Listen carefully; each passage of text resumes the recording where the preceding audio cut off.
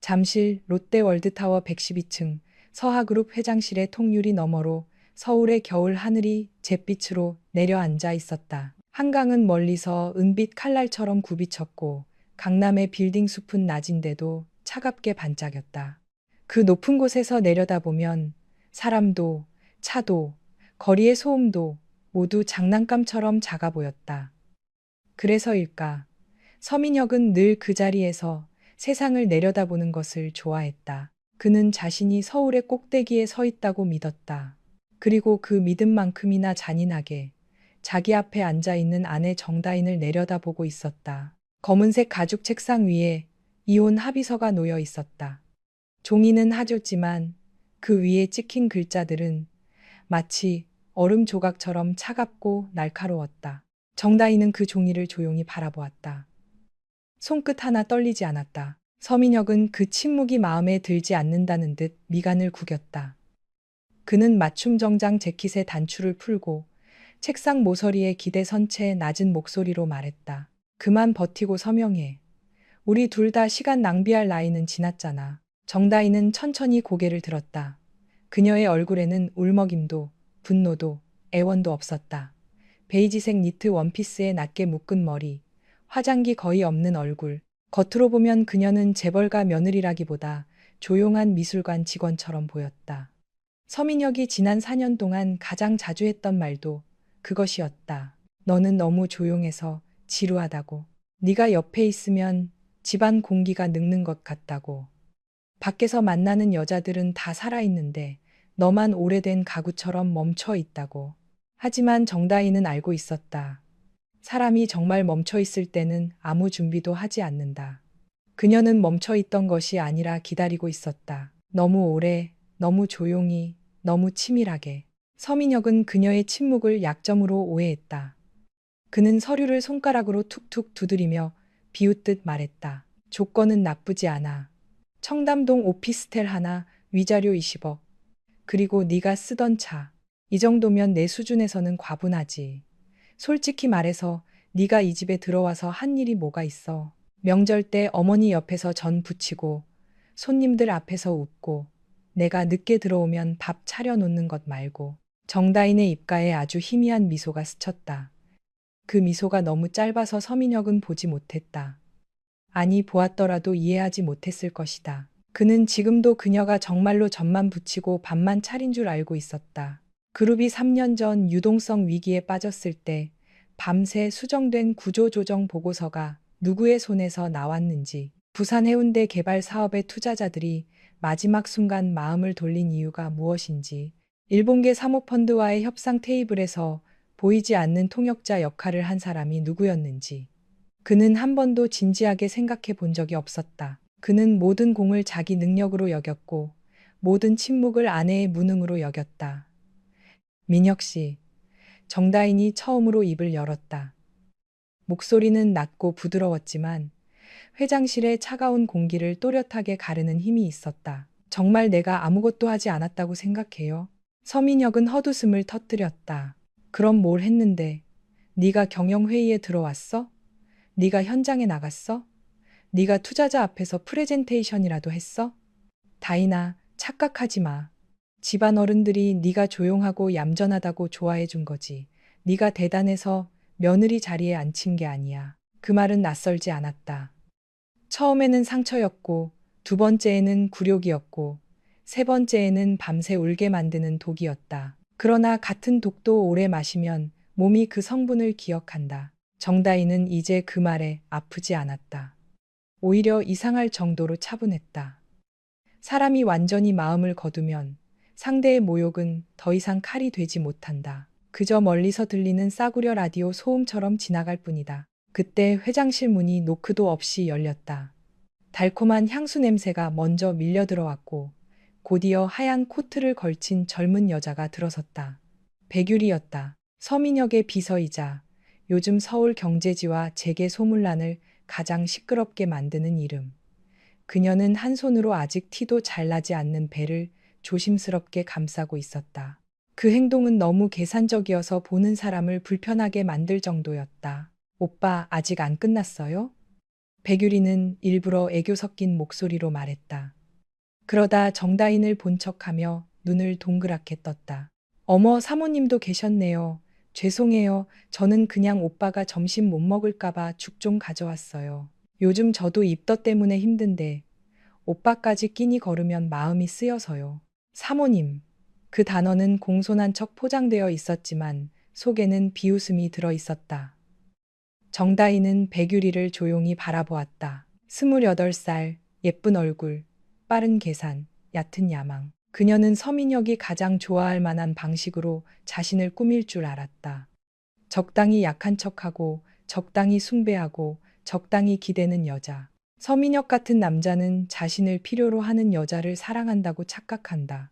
사실은 사랑이 아니라 우월감에 중독되는 것인데도 서민혁은 백유리를 보자 표정이 누그러졌다. 그는 손짓으로 그녀를 가까이 불렀다. 백유리는 기다렸다는 듯 그의 옆에 붙어 섰고 정다인 쪽으로 시선을 흘렸다. 사모님, 아니, 이제는 뭐라고 불러야 할지 모르겠네요. 저는 두 분 일이 좋게 정리됐으면 좋겠어요. 오빠가 너무 힘들어 했거든요. 사모님도 자존심 있으시잖아요. 사랑이 끝났으면 서로 놓아주는 게 맞지 않을까요? 정다희는 대답하지 않았다. 백유리는 그 침묵을 승리로 받아들였는지 더 부드럽게 웃었다. 그리고 솔직히 오빠도 이제는 옆에 도움이 되는 사람이 필요해요. 제가 대단하다는 말은 아니지만 그래도 저는 오빠 일정도 알고 회사 일도 배우고 있고 무엇보다 그녀는 배 위에 올린 손에 살짝 힘을 주었다. 서씨 집안에 아이를 품고 있잖아요. 그 순간 서민혁의 눈빛에 자만이 떠올랐다. 정다희는 그 눈빛을 보고 모든 것이 끝났다는 사실을 다시 확인했다. 이혼은 오늘 갑자기 시작된 일이 아니었다. 결혼식 날부터 조금씩 금이 갔고 시어머니의 첫 잔소리에서 틈이 벌어졌고 서민혁이 처음으로 그녀의 공을 자기 성과처럼 발표하던 날 깊게 갈라졌다. 그리고 지금 백유리가 배를 감싸고 웃는 이 순간 완전히 무너졌다. 그래요. 정다인이 말했다. 끝난 사랑은 놓아주는 게 맞죠. 서민혁은 만족스러운 듯 턱을 들었다. 이제야 말이 통하네. 하지만 민혁 씨가 말하는 조건으로는 안 돼요. 그의 얼굴이 굳었다. 뭐? 정다희는 이혼 합의서를 덮고 자신의 가방에서 검은색 가죽 파일을 꺼냈다. 파일은 오래전부터 준비된 것처럼 모서리 하나 흐트러짐이 없었다. 그녀는 그 안에서 또 다른 서류를 꺼내 책상 위에 올려놓았다. 서민혁의 눈이 종이 상단의 제목을 읽는 순간 가늘어졌다. 우선주 상환 및 지분 정리 합의서. 이게 뭐야? 당신이 잊고 있던 것. 정다인이 담담히 말했다. 서하건설이 아직 서하그룹이라는 이름을 갖기 전 은행 대출도 막히고 협력사 대금도 못 주던 시절이 있었죠. 그때 내가 외할머니에게 물려받은 토지 보상금과 개인 투자 계좌를 정리해서 회사에 넣었어요. 그 대가로 받은 우선주 14.8%. 의결권은 없지만 상환권과 배당 청구권은 살아있는 지분이에요. 서민혁의 얼굴에서 피가 서서히 빠져나갔다. 그는 마치 아주 오래전에 묻어두었던 시체가 갑자기 책상 위로 올라온 것을 본 사람처럼 멍해졌다. 백유리는 상황을 이해하지 못하고 눈만 굴렸다. 오빠, 그게 무슨 말이에요? 사모님이 회사 지분을 갖고 있었다는 거예요? 서민혁은 대답하지 못했다. 그는 정말 잊고 있었다. 아니, 정확히 말하면 잊고 싶어 했다. 그 시절에 그는 지금처럼 화려하지 않았다. 아버지가 남긴 회사는 빚더미였고 임원들은 떠나고 은행은 등을 돌렸다. 그때 정다희는 막 결혼한 새댁의 얼굴로 회계 장부를 들여다보며 조용히 말했다. 이대로 가면 석 달 안에 부도예요. 현금 흐름부터 살려야 해요. 그는 그 말을 잔소리로 들었고 그녀가 내민 돈은 사랑의 증거로만 받아들였다. 지분 계약서에 서명한 기억은 있었지만 그것이 오늘 자신의 목을 조르는 올가미가 될 거라고는 생각하지 못했다. 그건 이미 끝난 얘기야. 서민혁이 이를 악물었다. 네가 그동안 배당도 안 받았잖아. 사실상 포기한 거나 마찬가지야. 포기한 적 없어요. 정다희는 그의 말을 잘랐다. 내가 청구하지 않았을 뿐이에요. 그리고 지금 청구할 거예요. 이혼과 동시에 내 지분을 정리해 주세요. 서민혁은 억지로 웃었다. 얼마를 원하는데? 네가 요즘 돈 감각이 없어서 그런가 본데 회사 돈이 내 통장에 바로 꽂히는 줄 알아? 상환 원금, 누적 배당, 지연이자, 그리고 상장 전 프리미엄을 반영해서 800억 원. 회장실이 순식간에 얼어붙었다. 백유리는 입을 벌린 채 정다인을 바라보았다. 서민혁은 처음에는 말을 이해하지 못한 사람처럼 멍하니 서 있다가 곧 책상을 주먹으로 내리쳤다. 둔탁한 소리가 유리벽을 타고 퍼졌다. 너 미쳤어? 800억. 네가 지금 나한테 강도질을 하겠다는 거야? 정다희는 눈썹 하나 움직이지 않았다. 계산서는 뒤에 첨부했어요. 서아그룹이 다음 달 코스피 이전 상장을 추진하고 있다는 것도 알고 있어요. 그 전에 배우자 간 재산 분쟁과 우선주 상환 분쟁이 공개되면 금융감독원 심사에서 문제가 될 수 있겠죠. 특히 부산 기장 리조트 개발 사업 관련 부채를 제대로 공시하지 않은 사실까지 함께 나오면 더 복잡해질 거고요. 서민혁의 눈동자가 흔들렸다. 백유리도 그제야 뭔가 잘못됐다는 것을 느낀 듯 서민혁의 팔을 붙잡았다. 오빠, 저 여자 협박하는 거예요? 그냥 변호사 부르면 안 돼요? 정다희는 백유리를 향해 시선을 돌렸다. 그 시선은 차갑지도 뜨겁지도 않았다. 마치 유리잔 안쪽에 붙은 먼지를 보는 듯 무심했다. 백비서님, 법무팀 부르면 더 좋아요. 그럼 이 자리에서 모든 자료를 공식적으로 접수하면 되니까요. 백유리의 얼굴이 붉어졌다. 저는 이제 비서가 아니라 아직은 비서죠. 정다인이 조용히 말했다. 혼인신고도 안 했고 이혼도 아직 끝나지 않았고 무엇보다 회사 직급표에는 여전히 대표이사실 비서로 올라와 있잖아요. 직함은 정확히 부르는 게 좋죠. 나중에 책임 소재 따질 때 헷갈리면 안 되니까. 그 말에 백유리는 입술을 깨물었다. 서민혁은 분노와 불안 사이에서 숨을 거칠게 쉬었다. 그는 정다인이 이렇게 말하는 것을 처음 보았다. 그녀는 소리를 높이지 않았고 눈물을 보이지 않았고 물건을 던지지도 않았다. 그런데 이상하게도 그 어떤 고함보다 더 위협적이었다. 마치 이미 결말을 알고 있는 사람이 상대가 마지막 발버둥 치는 모습을 지켜보는 것 같았다. 다이나. 서민혁이 목소리를 낮췄다.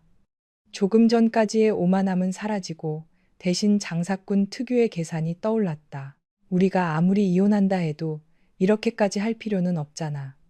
너도 서씨 집안 며느리로 산 시간이 있는데 회사가 흔들리면 너한테도 좋을 게 없어. 나는 오늘부터 서씨 집안 사람이 아니에요. 아직 서명 안 했잖아. 그래서 조건을 말하는 거예요.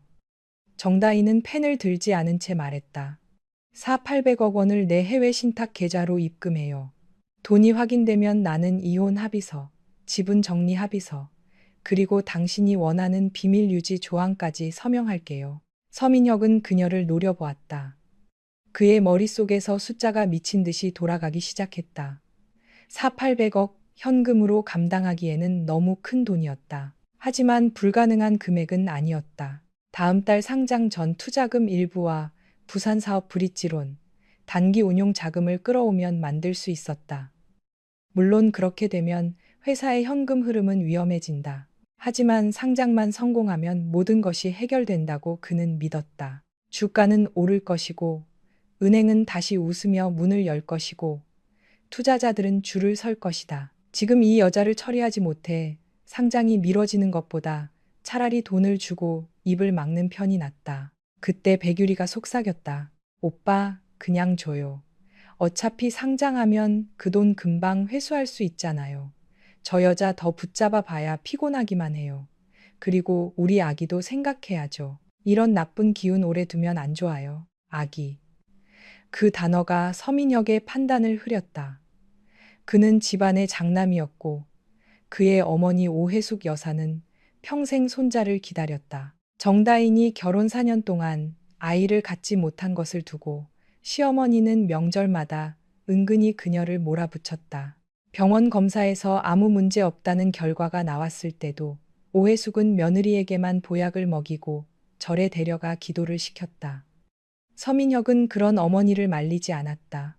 오히려 어느 순간부터 아이가 생기지 않는 이유를 정다인의 차가운 성격 탓으로 돌렸다. 그래서 백유리의 임신은 그에게 단순한 불륜의 결과가 아니라 자기 선택을 정당화하는 핑계가 되었다. 정다희는 그 모든 생각을 읽은 듯 조용히 말했다. 10분 드릴게요.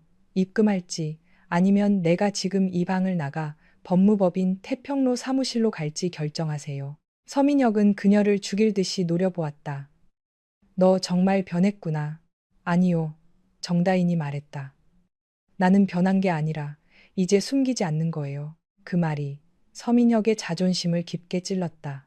그는 휴대폰을 집어들고 재무본부장에게 전화를 걸었다. 목소리는 낮았지만 억눌린 분노가 뚝뚝 묻어났다. 지금 바로 긴급 자금 움직여. 해외 신탁 계좌로 800억 송금 준비해. 이유는 묻지 말고 내가 보낸 계좌로 처리해. 브릿지론 한도도 당겨 쓰고 상장 주관사 예치금 일부도 임시 전용해. 책임은 내가 진다. 정다희는 그 말을 들으며 아무 표정도 짓지 않았다.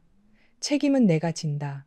서민혁이 가장 자주 했지만 한 번도 제대로 지킨 적 없는 말이었다. 그는 책임을 지는 사람이 아니라 책임을 남에게 떠넘기는 사람이었다.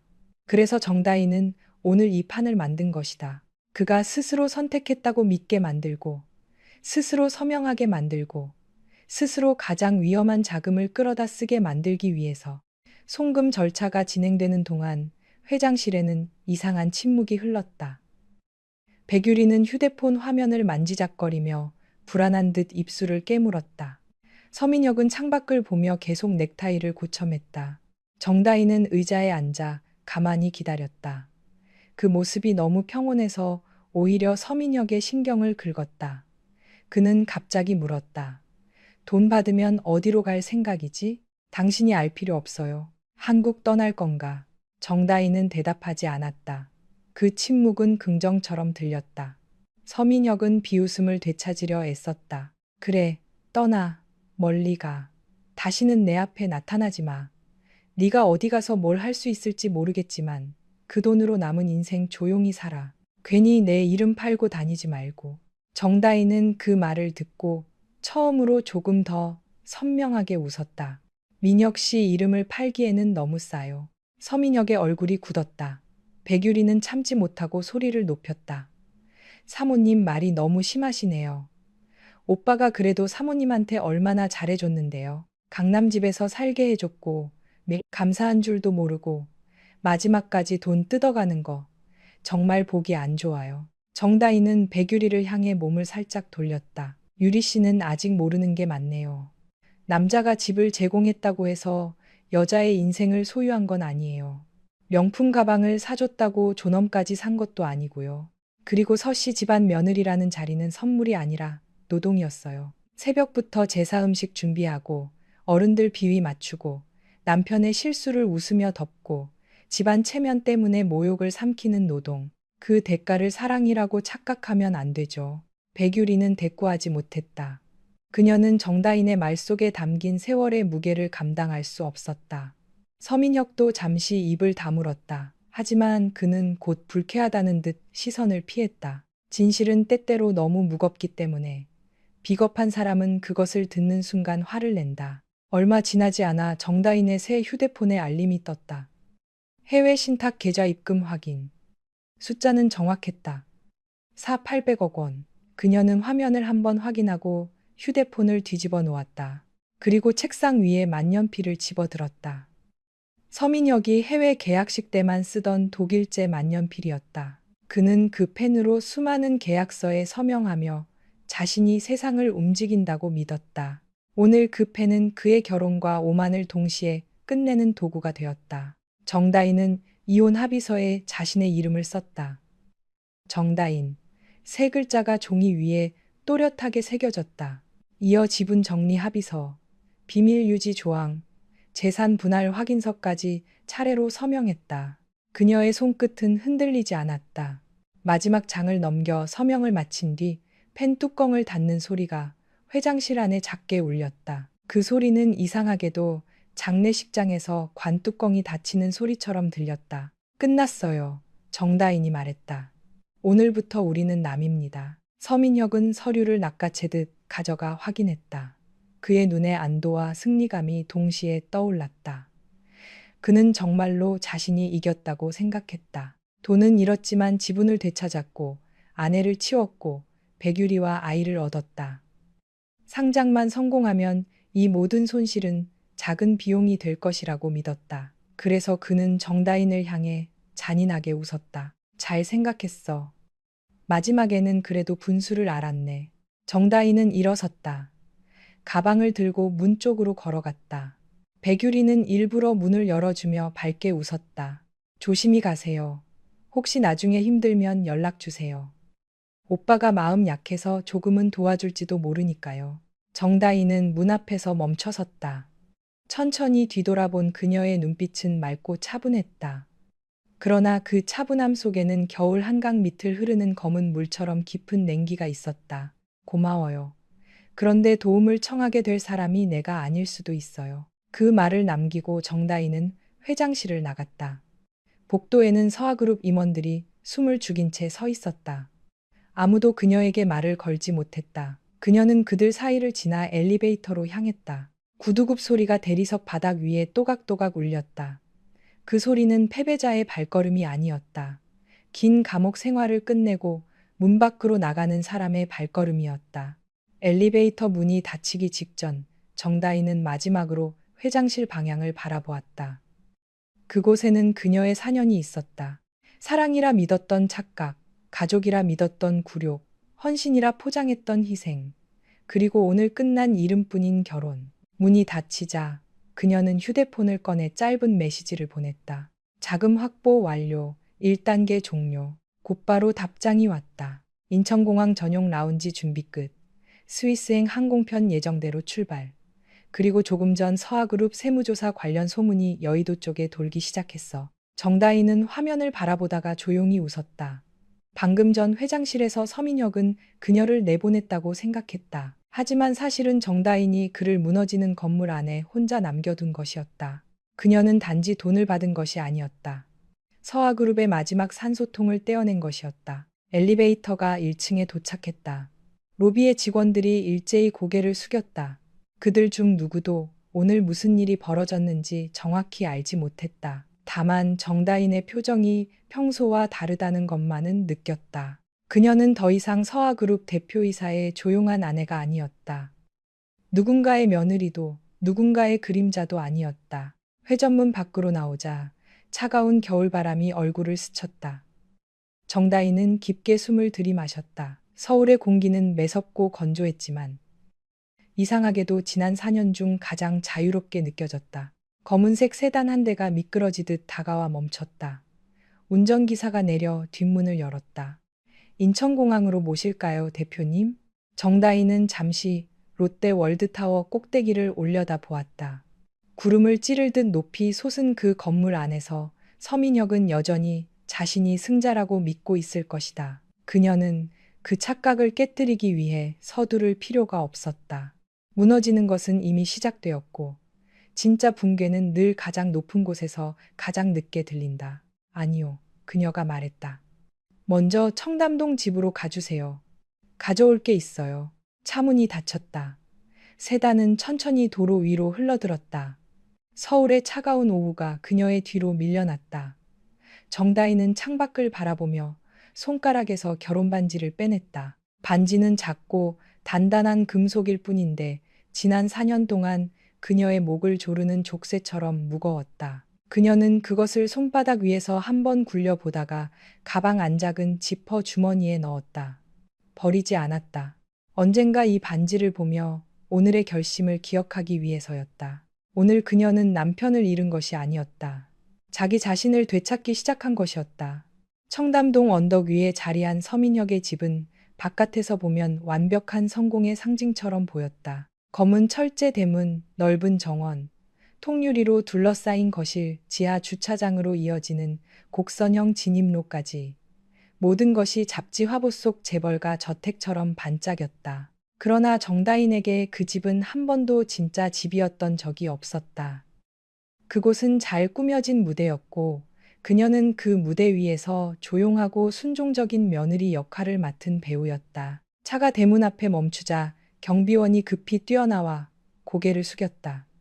사모님 오셨습니까? 정다희는 잠시 그 호칭을 듣고 가볍게 눈을 감았다. 사모님. 불과 몇 시간 전까지만 해도 그녀를 묶어두던 이름이었다. 이제는 남의 옷처럼 어색했다. 오늘부터 그렇게 부르지 않으셔도 돼요. 그녀는 조용히 말했다. 정다인 씨라고 불러주세요. 경비원은 당황한 듯 눈을 깜빡였지만 더 묻지는 않았다. 이 집에서 일하는 사람들은 대체로 말이 없었다. 말이 많으면 오래 버티지 못하는 집이었기 때문이다. 서민혁의 어머니 오해숙 여사는 사람을 고를 때 일 잘하는 것보다 입이 무거운지를 먼저 보았다. 그 덕분에 이 집의 모든 사람은 보고도 못 본 척, 들어도 못 들은 척 하는 법을 익혔다. 정다희는 현관문을 열고 안으로 들어갔다. 넓은 로비에는 대리석 바닥이 차갑게 빛나고 있었다. 벽에는 유명 화가의 그림이 걸려 있었고 거실 한쪽에는 오해숙이 자랑하던 고려 청자 복제품이 놓여 있었다. 모든 것이 비싸고 완벽하게 정돈되어 있었지만 이상하게도 온기가 없었다. 이 집은 사람이 사는 공간이 아니라 체면을 보관하는 창고 같았다. 주방 쪽에서 가사도우미 박 여사가 급히 나왔다. 그녀는 앞치마에 손을 닦으며 정다인을 바라보았다. 사모님 벌써 오셨어요? 점심은 드셨어요? 회장님께서는요? 정다인은 신발을 벗고 천천히 안으로 들어섰다. 박 여사님, 저는 오늘 집만 챙기고 나갈 거예요. 박 여사의 얼굴이 굳었다. 무슨 말씀이세요? 이혼했어요. 짧은 한마디였다. 그러나 그 말은 거실 전체에 유리잔이 깨지는 소리처럼 퍼졌다. 박 여사는 한동안 아무 말도 하지 못했다. 그녀는 이 집에서 10년 가까이 일하며 수많은 싸움과 냉전을 보았다. 오해숙 여사가 며느리에게 차가운 말을 던지는 것도 보았고, 서민혁이 새벽에 술에 취해 들어와 정다인을 무시하는 것도 보았다. 그러나 막상 이혼이라는 단어를 직접 듣자 그녀는 예상했음에도 충격을 받은 사람처럼 입술을 떨었다. 사모님 아니, 다인 씨, 정말이세요? 대표님께서 그렇게 하자고 하신 거예요? 정다인은 희미하게 웃었다. 서로 끝내기로 했어요. 그러니까 너무 놀라지 마세요. 서로. 참 편리한 말이었다. 한 사람은 배신했고, 한 사람은 견뎠으며, 한 사람은 버렸고, 한 사람은 떠났다. 그런데 세상은 늘 그런 일을 두고 서로 맞지 않았다고 표현한다. 마치 양쪽의 잘못이 똑같은 것처럼. 정다희는 2층 침실로 올라갔다. 계단을 오르는 동안 벽에 걸린 가족 사진들이 눈에 들어왔다. 결혼식 날 찍은 사진, 서씨 집안 신년 모임 사진, 지난해 추석에 한복을 입고 찍은 사진. 사진 속 정다희는 언제나 단정하게 웃고 있었다. 시어머니 옆에서 반걸음 뒤로 물러나 있었고 남편 옆에서 너무 눈에 띄지 않게 서 있었다. 그때마다 사진 기사는 말했다. 사모님 조금만 더 웃어주세요. 정다희는 그 말을 들을 때마다 생각했다. 도대체 얼마나 더 웃어야 이 집 사람들이 만족할까? 침실 문을 열자 낯익은 향이 밀려왔다. 서민혁이 좋아한다며 강제로 바꾸게 한 우디 계열 방향제 냄새였다. 정다희는 그 냄새를 좋아하지 않았다. 무겁고 답답해서 숨을 막히게 했다. 하지만 결혼 생활 내내 그녀는 작은 취향 하나도 쉽게 주장하지 못했다. 이불색, 커튼색, 식탁 위 꽃의 종류. 명절 때 입을 한복 색상까지 모두 오해숙이나 서민혁이 정했다. 그녀는 그저 조용히 따라야 했다. 좋은 며느리라는 이름은 종종 사람을 아주 정중하게 지우는 말이었다. 그녀는 드레스룸 문을 열었다. 안에는 수십 벌의 명품 옷과 가방, 보석 상자가 질서정연하게 놓여 있었다. 대부분 서민혁이 기념일마다 사온 것들이었다. 그는 선물을 줄 때마다 마치 큰 은혜를 베푸는 사람처럼 굴었다. 이 정도면 내 친구들이 부러워하겠지. 우리 집 며느리가 너무 수수하면 어머니 체면이 안 서잖아. 밖에 나갈 때는 좀 갖춰 입어. 내 아내로 보이게. 내 아내로 보이게. 그 말에는 사랑이 없었다. 소유욕과 체면만 있었다. 정다희는 여행용 캐리어를 꺼냈다. 크지 않은 은색 캐리어였다. 그녀는 옷장 속 화려한 드레스와 고가의 코트를 그대로 두고 결혼 전부터 입던 편한 셔츠 몇 벌과 검은색 슬랙스, 얇은 니트 2장만 넣었다. 보석 상자도 열지 않았다. 서민혁이 준 다이아몬드 목걸이, 오해숙이 생색내며 물려준 금팔찌, 재계 모임 때에 착용하라고 강요받던 진주 귀걸이까지 모두 그대로 두었다. 가져갈 이유가 없었다. 그것들은 그녀의 것이 아니라 이 집이 그녀에게 씌운 장식품이었다. 다만 드레스룸 가장 안쪽, 평범한 겨울 코트들 사이에 숨겨둔 검은색 가방 하나는 꺼냈다. 그 안에는 노트북 2대, 암호화 저장 장치 3개, 해외 신탁 관련 문서, 그리고 여러 장의 명함이 들어 있었다. 그 명함들에는 각각 다른 이름과 다른 회사명이 적혀 있었다. 서울, 싱가포르, 취리히, 홍콩. 지난 4년 동안 정다인이 집 안에서 조용히 차를 따르고 제사 음식을 준비하는 동안 그녀의 또 다른 이름들은 세계 여러 도시에서 움직이고 있었다.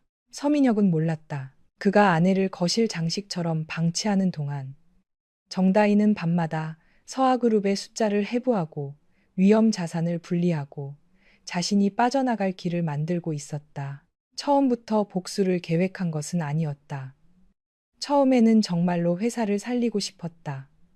남편을 돕고 싶었다. 결혼이라는 이름으로 묶인 두 사람이 같은 방향을 바라볼 수 있다고 믿었다. 하지만 어느 순간 그녀는 깨달았다.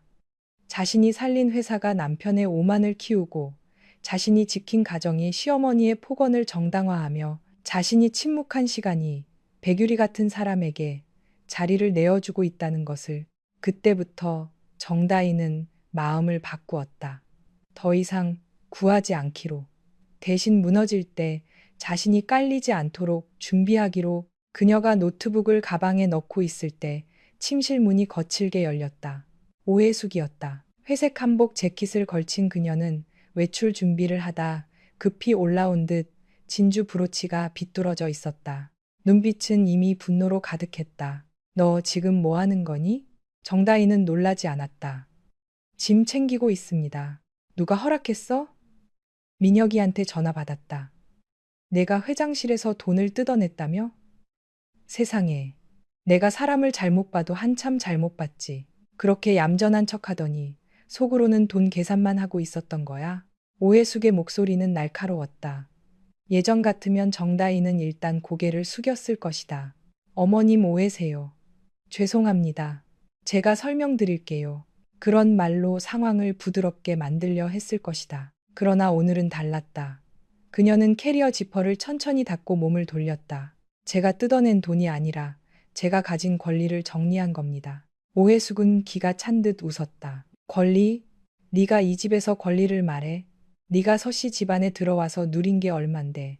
강남 집, 기사, 명품, 재벌가 며느리라는 자리.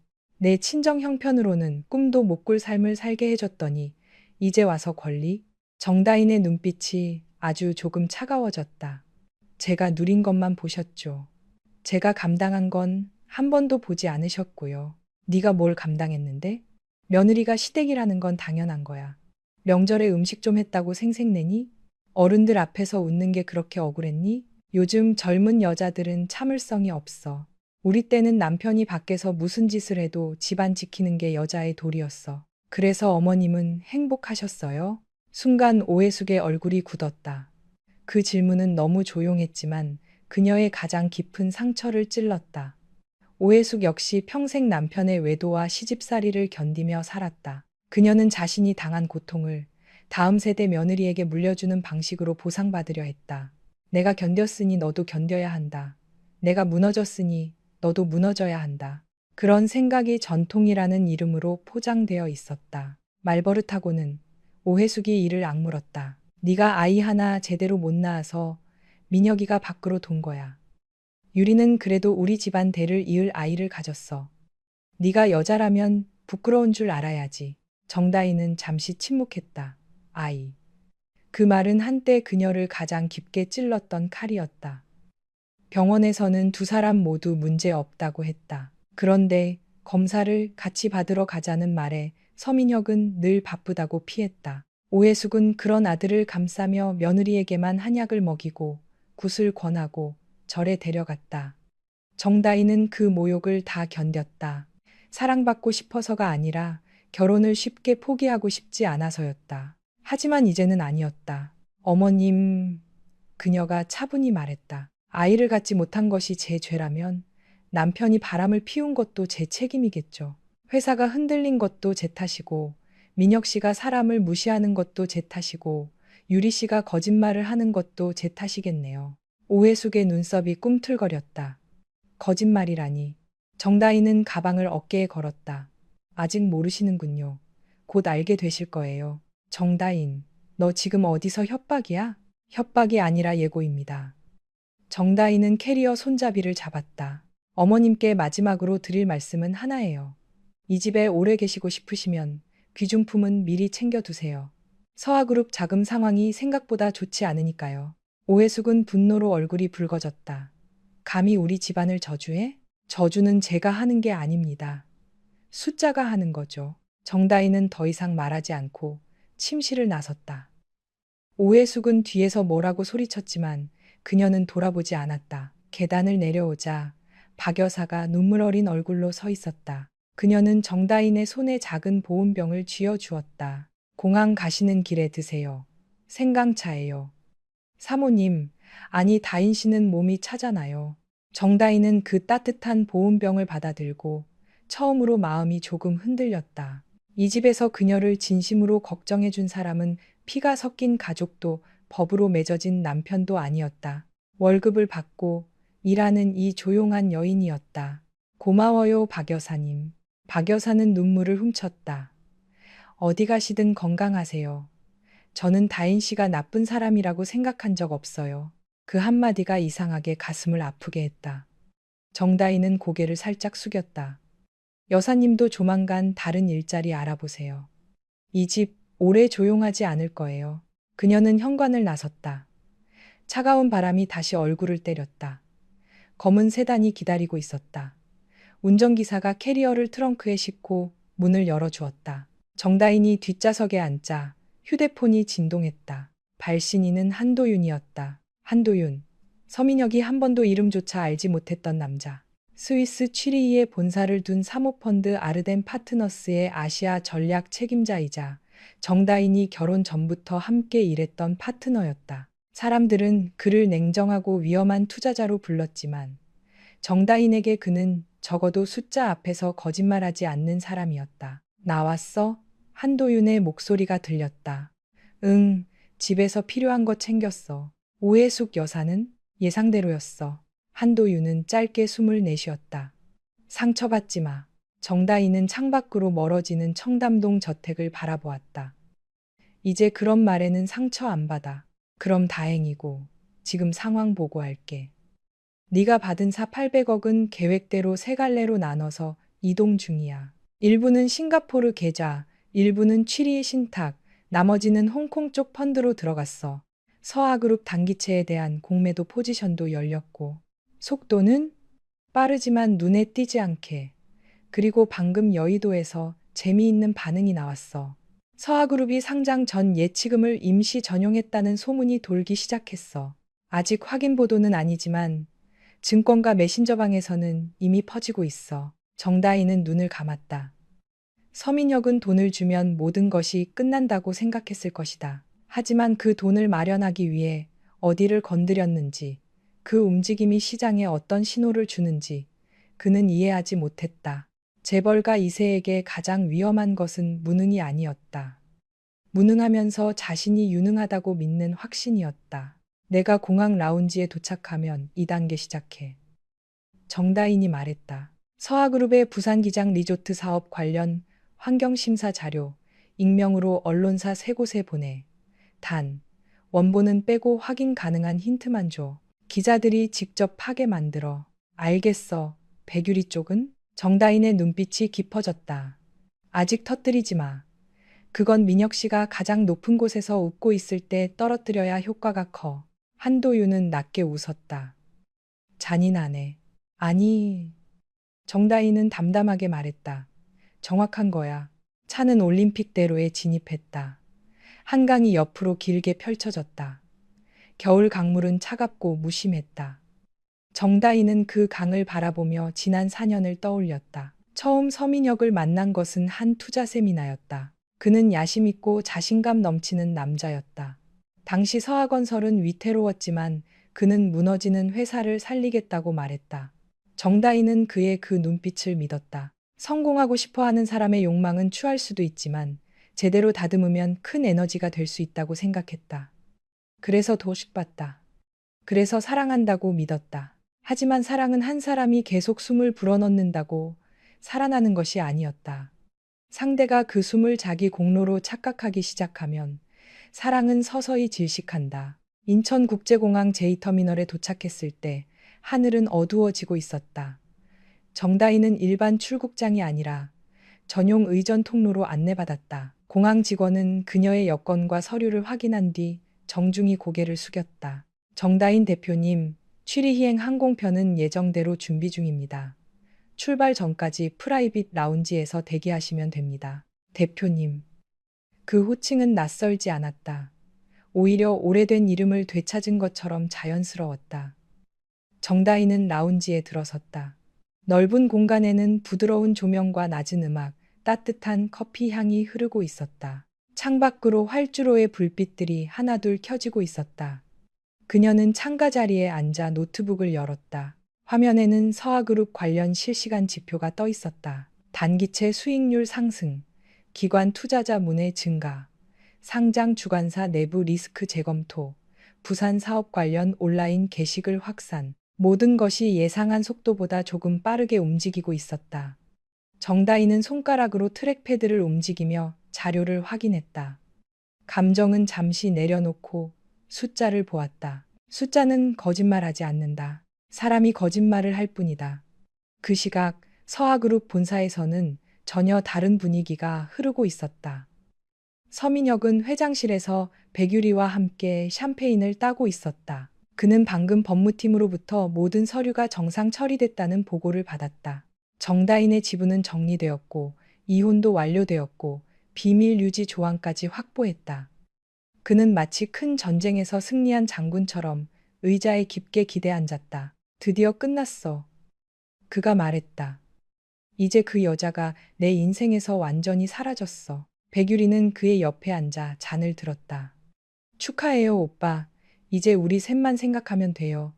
오빠, 나, 그리고 우리 아기. 서민혁은 만족스럽게 웃으며 백유리의 배에 손을 올렸다. 그래. 어머니도 좋아하실 거야. 내일 기자회견에서 내 존재를 공식적으로 발표하자. 어차피 소문은 다 퍼졌고 차라리 당당하게 가는 게 나아. 널 숨길 이유가 없어. 백유리의 눈이 반짝였다. 그녀가 원하던 순간이었다. 숨겨진 비서가 아니라 공식적인 여자가 되는 것. 재벌가 며느리 후보가 되는 것. 사람들의 카메라 앞에서 서민혁 옆에 서는 것. 그녀는 이미 머릿속으로 드레스 색과 헤어스타일, 인터뷰 멘트까지 떠올리고 있었다. 정말요? 기자들 앞에서 저를 소개해 줄 거예요? 물론이지. 너는 이제 내 사람이고 우리 아이의 엄마야. 백유리는 감격한 듯 그의 품에 기대었다. 그러나 그녀의 눈동자 깊은 곳에는 감격보다 계산이 더 많았다. 그녀는 서민혁이 무너질 수 있다는 생각을 하지 않았다. 서아그룹이라는 이름은 너무 커 보였고 서민혁의 자신감은 너무 단단해 보였다. 그녀는 그 옆에 붙어 있기만 하면 자신도 높은 곳으로 올라갈 수 있다고 믿었다. 마치 남의 날개에 매달린 사람이 자신도 날 수 있다고 착각하는 것처럼. 다음 날 오전 서울 중구의 한 특급 호텔 대연회장은 기자들로 가득 찼다. 서아그룹의 상장 계획과 부산 기장 리조트 개발 사업 발표회라는 이름이 붙어 있었지만 기자들이 진짜 기다리는 것은 따로 있었다. 서민혁의 이혼, 그리고 새연인 백유리의 등장. 경제부 기자와 연예부 기자가 같은 공간에 뒤섞인 드문 풍경이었다. 무대 뒤 대기실에서 백유리는 흰색 원피스를 입고 거울 앞에 앉아 있었다. 배가 살짝 드러나 보이도록 허리선을 조절한 옷이었다. 메이크업 아티스트가 마지막으로 립스틱을 발라주자 그녀는 거울 속 자신을 바라보며 만족스럽게 웃었다. 오늘 이후 사람들은 그녀를 더 이상 비서라고 부르지 않을 것이다. 그녀는 서아그룹 대표의 여자, 미래의 안주인, 그리고 아이를 가진 승리자가 될 것이다. 서민혁은 검은 정장을 입고 들어왔다. 그는 밤새 자금 이동 문제로 재무팀과 통화하느라 잠을 거의 자지 못했지만 얼굴에는 여전히 자신감이 넘쳤다. 피고남은 고급 파운데이션과 강한 조명으로 가릴 수 있었다. 그는 백유리의 어깨에 손을 올렸다. 긴장돼? 조금요. 걱정하지 마. 그냥 내 옆에서 웃기만 해. 어려운 질문은 내가 다 막아줄게. 백유리는 고개를 끄덕였다. 그러나 그 순간 그녀의 휴대폰이 진동했다. 화면에 뜬 이름을 본 그녀의 얼굴이 아주 잠깐 굳었다. 원장님, 그녀는 서둘러 전화를 끊었다. 서민혁이 물었다. 누구야? 아무것도 아니에요. 피부과요. 예약 확인 전화 같아요. 서민혁은 별 의심 없이 고개를 끄덕였다. 그는 오늘 자신의 승리에 취해 있었다. 작은 균열을 볼 눈이 없었다. 오전 10시 정각, 발표회가 시작되었다. 서민혁은 박수 속에 무대 위로 올라갔다. 그는 능숙하게 미소 지었고 준비된 원고를 보며 안정된 목소리로 말했다. 서아그룹은 이제 국내를 넘어 글로벌 종합개발 기업으로 도약하려 합니다. 부산 기장 리조트 프로젝트는 그 첫걸음이며 저희는 이 사업을 통해 대한민국 해양 관광 산업에 새로운 기준을 세울 것입니다. 화려한 영상이 대형 스크린에 펼쳐졌다. 푸른 바다, 고급 리조트, 외국인 관광객, 미래형 쇼핑몰 요트 선착장. 모든 것이 완벽해 보였다. 그러나 정다희는 인천공항 라운지에서 그 영상을 보며 조용히 커피를 마셨다. 그녀는 그 화면 뒤에 숨겨진 숫자를 알고 있었다. 토지 용도 변경 지연, 환경 영향평가 보완 요구, 지역 주민 보상 문제, 브릿지론 만기, 과도한 홍보비, 그리고 허위에 가까운 예상 분양률. 겉으로는 푸른 바다였지만 속은 이미 썩은 짐이었다. 서민혁은 잠시 말을 멈춘 뒤 표정을 진지하게 바꾸었다. 그리고 오늘 제 개인적인 일에 대해서도 말씀드리고자 합니다. 저는 최근 오랜 고민 끝에 전 아내 정다인 씨와 각자의 길을 가기로 했습니다. 서로의 행복을 위한 결정이었고 원만하게 모든 절차를 마쳤습니다. 기자들의 카메라 플래시가 터졌다. 서민혁은 준비된 슬픈 표정을 지었다. 정다인 씨에게도 앞으로 좋은 일만 있기를 바랍니다. 그리고 제 곁에서 새로운 출발을 함께할 사람을 소개하겠습니다. 백유리 씨입니다. 백유리가 무대 위로 올라왔다. 그녀는 수줍은 듯 웃으며 서민혁 옆에 섰다. 기자들의 셔터 소리가 더 거세졌다. 누군가 질문했다. 두 분은 언제부터 교제하신 겁니까? 정다인 씨와 혼인 관계 중에 시작된 관계입니까? 서민혁은 예상했다는 듯 미소를 유지했다. 사적인 부분이라 조심스럽지만 모든 관계는 제 결혼이 사실상 파탄난 이후에 시작되었습니다. 더 이상의 억측은 자제해 주시면 감사하겠습니다. 거짓말은 너무 매끄러웠다. 그래서 더 역겨웠다. 정다희는 화면 속 서민혁의 얼굴을 바라보며 생각했다. 저 남자는 정말 자신이 말하는 것을 믿고 있을지도 모른다. 사람은 자기 죄를 오래 합리화하면 어느 순간 거짓말과 기억을 구분하지 못한다. 백유리도 마이크를 잡았다. 저는 아직 부족한 사람이지만 민혁 오빠가 더 큰 꿈을 이루는데 곁에서 힘이 되고 싶습니다. 그리고 그녀는 잠시 망설이는 척하다가 배에 손을 얹었다. 소중한 생명도 함께 찾아와 주었습니다. 많은 축복 부탁드립니다. 장내가 술렁였다. 기자들은 기다렸다는 듯 질문을 쏟아냈다. 서민혁은 백유리의 허리를 감싸며 보호자처럼 서 있었다. 그 모습은 인터넷 기사에 걸리기 좋은 장면이었다. 배신을 로맨스로 포장하고 불륜을 새 출발로 꾸미고 전처의 침묵을 원만한 합의로 왜곡하는 장면. 정다희는 더 이상 영상을 보지 않았다. 그녀는 노트북에서 메신저 창을 열고 한도윤에게 짧게 입력했다. 지금 몇 초 뒤 답장이 왔다. 이 단계 실행. 그 순간부터 보이지 않는 곳에서 작은 균열들이 움직이기 시작했다. 여의도 증권가 메신저방에 부산 기장 리조트 사업의 환경 심사 자료 일부가 익명으로 돌았다. 한 경제지 기자에게 서아그룹 단기 자금 전용 의혹을 암시하는 제보가 들어갔다. 상장 주관사 내부 리스크팀에는 우선주 상환과 거액 해외 송금 관련 문의가 접수되었다. 은행권에서는 서아그룹의 브릿지론 담보 평가를 다시 보자는 말이 나왔다. 아직 폭발은 아니었다. 하지만 폭발물의 도화선에는 분명 불이 붙었다. 공항 안내 방송이 흘러나왔다. 취리히행 항공편 탑승이 곧 시작된다는 안내였다. 정다희는 노트북을 닫았다. 창밖 활주로 너머로 비행기가 천천히 움직이고 있었다. 그녀는 자리에서 일어나 코트를 걸쳤다. 라운지 직원이 다가와 정중히 말했다. 대표님 탑승 준비가 되었습니다. 정다희는 마지막으로 휴대폰 화면을 보았다. 실시간 뉴스 알림이 하나 떴다. 서하그룹 발표회. 대표 이혼 후 새 연인 공개. 혼전 임신 고백. 그 아래로 또 다른 알림이 곧이어 올라왔다. 증권가, 서하그룹 부산 사업 리스크 재점화, 상장 일정 영향 가능성. 정다희는 조용히 화면을 껐다. 이제 서민혁의 무대에는 빛과 박수만 있는 것이 아니었다. 바닥 아래에서 물이 새기 시작했고 그는 아직 발등이 젖은 줄도 모르고 있었다. 탑승교를 지나 비행기 안으로 들어가며 정다희는 뒤돌아보지 않았다. 서울은 그녀가 버린 도시가 아니었다. 언젠가 다시 돌아와야 할 전장이었다. 다만 이번에는 누군가의 아내나 며느리로 돌아오지 않을 것이다. 자신의 이름으로, 자신의 자본으로, 자신의 판단으로 돌아올 것이다. 좌석에 앉아 안전벨트를 매자 비행기가 천천히 움직이기 시작했다. 정다희는 창밖으로 멀어지는 터미널을 바라보았다. 활주로의 불빛들이 길게 이어졌고 기체는 점점 속도를 높였다. 마침내 바퀴가 땅을 떠나는 순간 그녀는 아주 작게 숨을 내쉬었다. 그 숨은 한숨이 아니었다. 해방의 첫 호흡이었다. 그리고 같은 시각 서울의 호텔 발표회장 뒤편 대기실에서 서민혁의 휴대폰이 미친 듯이 울리기 시작했다. 재무본부장, 법무팀장, 상장 주관사 담당자, 은행 지점장, 그리고 어머니 오해수까지. 서민혁은 처음에는 짜증스럽게 화면을 보다가 재무본부장의 메시지를 읽는 순간 얼굴이 굳었다. 대표님, 큰일 났습니다.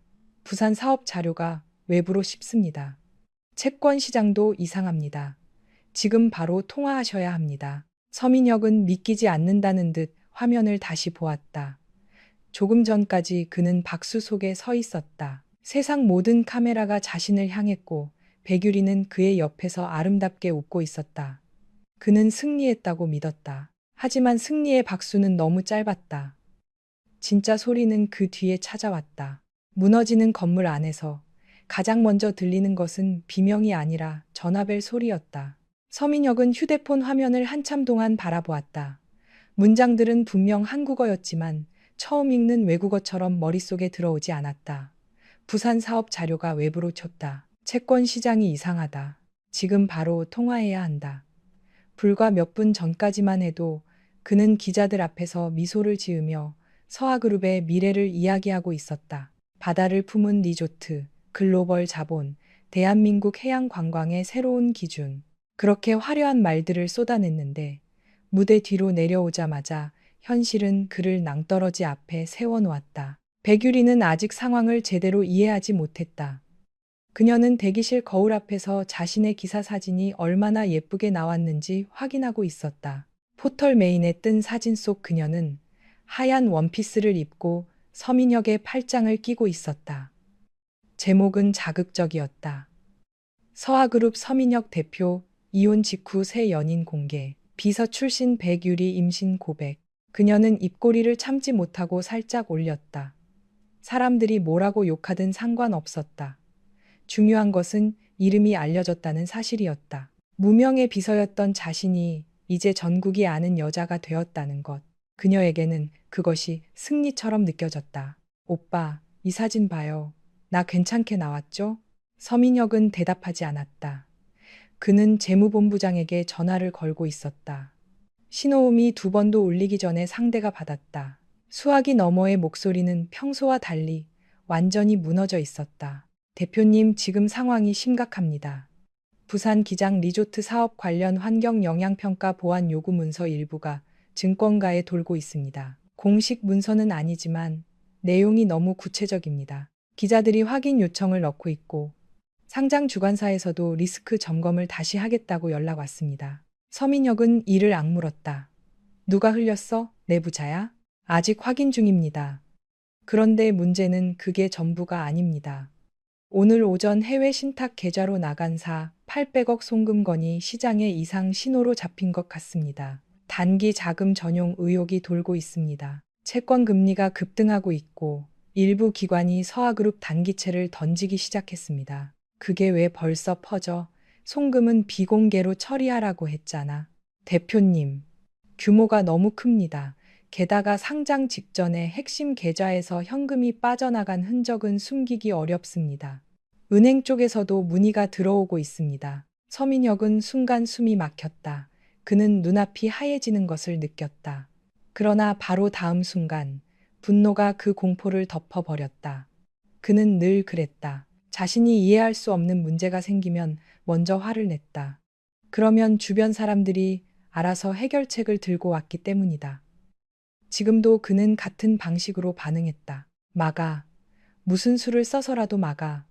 기자들한테는 허위 루머라고 해. 법적 대응한다고 공지내고 주관사에는 내가 직접 설명한다고 해. 채권은 자사 매입으로 버텨. 오늘 장 끝나기 전까지 가격 방어해. 재무본부장은 몇 초 동안 말을 잇지 못했다. 대표님, 자사 매입을 하려면 현금이 있어야 합니다. 그런데 오전 송금 때문에 운용 가능한 현금이 거의 없습니다. 부산 사업 쪽 대금도 이번 주 안에 나가야 하고 브릿지론 이자도 그럼 은행에서 당겨와. 은행이 방금 신규 한도 집행을 보류했습니다. 뭐? 서민혁의 목소리가 갈라졌다. 대기실 안에 사람들이 일제히 그를 바라보았다. 백유리도 그제야 휴대폰을 내려놓고 다가왔다. 수학이 넘어 재무본부장의 목소리가 더 낮아졌다. 주거래은행에서 담보 재평가를 요구했습니다. 부산 기장 리조트 부지 일부의 용도 변경이 확정되지 않았다는 자료가 돌고 있어서 기존 평가액을 인정하기 어렵다고 합니다. 그리고 정다인 씨 측에서 제공하던 개인 보증성 약정도 오늘부로 효력이 종료됐다는 통보가 들어왔습니다. 그 이름이 나온 순간 서민혁의 몸이 굳었다. 정다인. 불과 몇 시간 전까지 회장실에서 서명을 하고 나간 여자. 구두 굽 소리를 남기고 엘리베이터로 사라진 여자. 그는 그녀가 돈을 받고 조용히 떠났다고 생각했다. 해외 어딘가에서 비싼 호텔에 머물며 남은 인생을 낭비할 것이라고 믿었다. 그런데 지금 재무본부장의 입에서 나온 이름은 패배한 전처의 이름이 아니라 서하그룹의 심장에 연결되어 있던 보이지 않는 관의 이름처럼 들렸다. 정다인 측 약정이 왜 거기서 나와? 서민혁이 낮게 물었다. 그 여자가 무슨 보증을 했다는 거야? 재무본부장은 조심스럽게 대답했다. 대표님 3년 전 부산 사업 초기 자금 조달 때 해외 투자사 아르덴 파트너스와 공동 보증 구조를 만든 적이 있습니다. 그때 정다인 씨가 개인 네트워크로 연결한 SPC가 중간 보증을 섰고 그 덕분에 저희가 우대 금리를 적용받았습니다. 서류상으로는 KN 어드바이저리라는 회사가 서민혁은 책상 모서리를 붙잡았다. 다리에 힘이 빠질 것 같았다. KN. 너무 단순한 이니셜이었다. 정다인. D인 중이라면 DJ여야 할 것 같지만 그녀가 결혼 전 투자 업계에서 쓰던 영어 이름은 KN이었다. 그는 그 이름을 어디선가 본 적이 있었다. 하지만 대수롭지 않게 넘겼다. 수많은 외국계 투자사 중 하나라고 생각했다. 자신이 매력적인 사업가라서 해외 자본이 붙은 것이라고 믿었다. 그런데 그게 정다인의 손이었단 말인가. 그 서류 지금 내 메일로 보내. 서민혁이 말했다. 대표님, 이미 보냈습니다. 그런데 법무팀에서 추가로 확인한 내용이 있습니다. 해당 보증 약정은 정다인 씨가 서하그룹 우선주 주주지위를 유지하거나 별도의 개인 협력 계약이 살아있을 때만 유효합니다. 오늘 지분 정리 합의가 완료되면서 자동 종료됐습니다. 서민혁은 말을 잃었다. 자신이 돈을 주고 지분을 정리한 순간 회사의 숨통을 조이고 있던 여러 약정도 함께 끊긴 것이다. 그는 정다인을 쫓아냈다고 생각했지만 실제로는 자기 손으로 산소 호스를 뽑은 셈이었다. 전화를 끊자마자 대기실 문이 열리고 법무팀장이 들어왔다. 그의 얼굴은 창백했다. 뒤이어 홍보팀장, 재무팀 실무자, 비서실 직원들이 줄줄이 들어왔다. 모두 눈치를 보며 서민혁의 표정을 살폈다. 방금 전까지 기자회견의 성공을 축하하던 사람들은 사라지고 재난 현장의 생존자들만 남은 것처럼 분위기가 바뀌었다. 대표님, 법무팀장이 조심스럽게 입을 열었다. 상장 주관사에서 긴급 실사를 요구했습니다. 특히 오늘 송금건과 전 배우자 지분 정리 과정, 그리고 부산 사업 관련 우발 채무를 다시 보겠다고 합니다. 서민혁은 폭발했다. 전 배우자? 너 지금 누구 편이야? 정다인이 그 여자 이름이 그렇게 무서워? 그냥 이혼한 전처야. 회사 경영과 아무 상관없는 사람이야. 법무팀장은 입술을 굳게 다물었다. 그러나 그의 눈빛은 그렇게 말하고 있지 않았다. 회사 경영과 아무 상관없는 사람이라면 왜 이렇게 많은 계약서에 그녀의 이름이 그림자처럼 남아있는가? 왜 투자사들은 그녀가 빠져나가자마자 보증을 철회하는가? 왜 은행은 서민혁이 아니라 정다인의 존재를 보고 돈을 빌려주었는가? 그 질문들은 방 안에 있었지만 아무도 입 밖으로 꺼내지 못했다. 백유리가 불안한 표정으로 서민혁의 팔을 잡았다. 오빠, 별일 아니죠? 그냥 기자들이 괜히 과장하는 거죠? 오빠가 해결할 수 있잖아요. 서민혁은 그녀의 손을 거칠게 떼어냈다. 너는 좀 조용히 있어. 백유리의 얼굴이 굳었다. 불과 몇 분 전까지 그는 카메라 앞에서 그녀의 허리를 감싸고 보호하듯 서 있었다. 그런데 카메라가 꺼지고 위기가 닥치자 그의 목소리에서는 애정이 아니라 짜증만 남았다. 백유리는 처음으로 아주 작은 불안을 느꼈다. 자신이 올라탄 배가 생각보다 튼튼하지 않을지도 모른다는 불안이었다. 그날 오후 서하그룹 본사 47층 긴급 회의실에는 주요 임원들이 모두 모였다. 대형 스크린에는 실시간 채권 가격과 온라인 기사, 증권가 리포트가 동시에 떠 있었다. 빨간색 숫자들이 화면 곳곳에서 깜빡였다. 서민혁은 회의실 상석에 앉아 있었지만 그 모습은 아침 발표 회장의 자신감 넘치던 대표와 달랐다. 넥타이는 조금 비뚤어졌고 눈 밑에는 피로가 내려앉았다. 재무본부장이 첫 보고를 시작했다. 현재 서하그룹 단기채 수익률이 오전 대비 급등했습니다. 일부 기관 투자자가 매도 물량을 내놓으면서 유동성이 급격히 악화되고 있습니다. 자회사 서하리조트 개발의 브릿지론 만기가 2주 뒤인데 차환 협상이 중단될 가능성이 큽니다. 한 임원이 물었다. 주거래은행은 뭐라고 합니까? 담보 재평가 전까지 신규 집행 보류입니다. 기존 한도도 일부 동결될 수 있습니다. 회의실이 술렁였다. 서민혁은 손가락으로 책상을 두드렸다. 대체 은행이 왜 갑자기 태도를 바꾼 거야? 그동안 잘만 해왔잖아. 재무본부장은 조심스럽게 답했다. 정다인 씨가 빠진 영향이 큽니다. 다시 그 이름이었다. 서민혁의 눈빛이 날카로워졌다. 그 여자 얘기 그만해. 하지만 사실입니다, 대표님.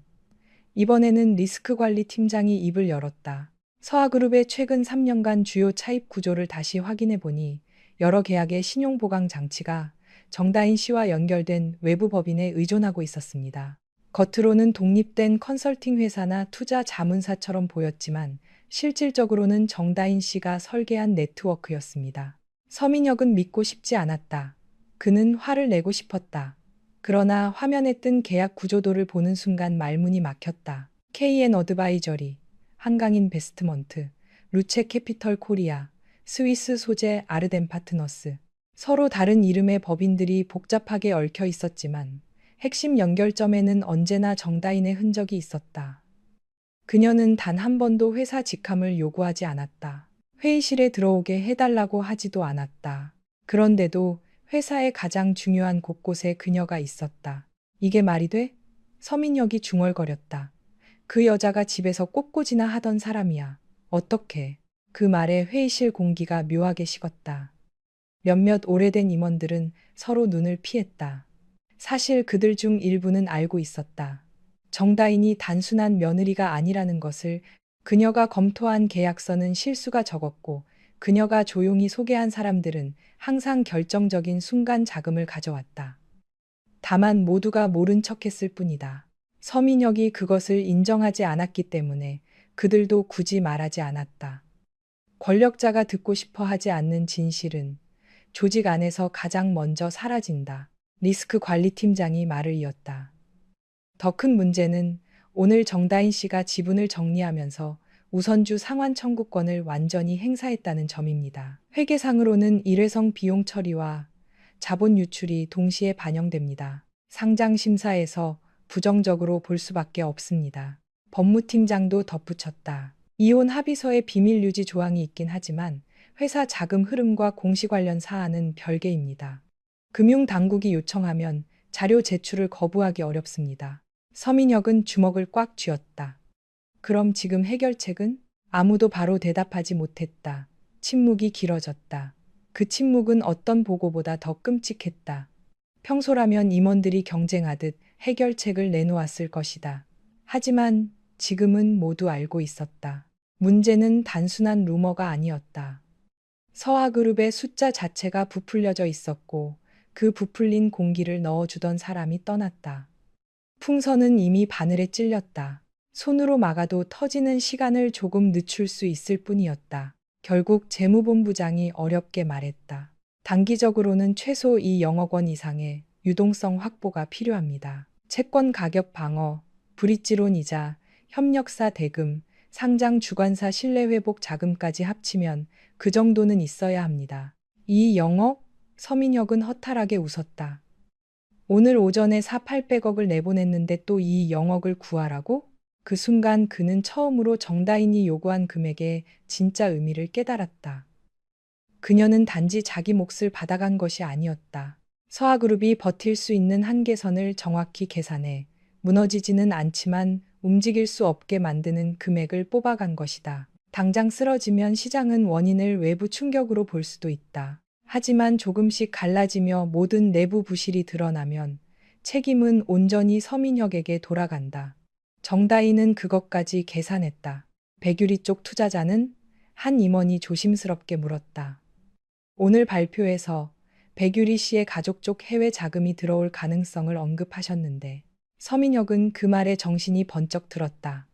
맞다. 백유리의 양아버지. 미국에서 사업을 한다던 재력가. 백유리는 그가 부산 사업에 관심이 많고 수천억 규모 투자도 가능하다고 말했다. 서민혁은 그 말을 완전히 믿지는 않았지만 절박한 순간에는 믿고 싶은 말이 사실처럼 느껴진다. 그는 즉시 백유리에게 전화를 걸었다. 몇 번의 신호음 끝에 그녀가 받았다. 목소리는 평소보다 조심스러웠다. 오빠, 내 양아버지한테 바로 연락해. 지금 투자금 일부라도 들어와야 해.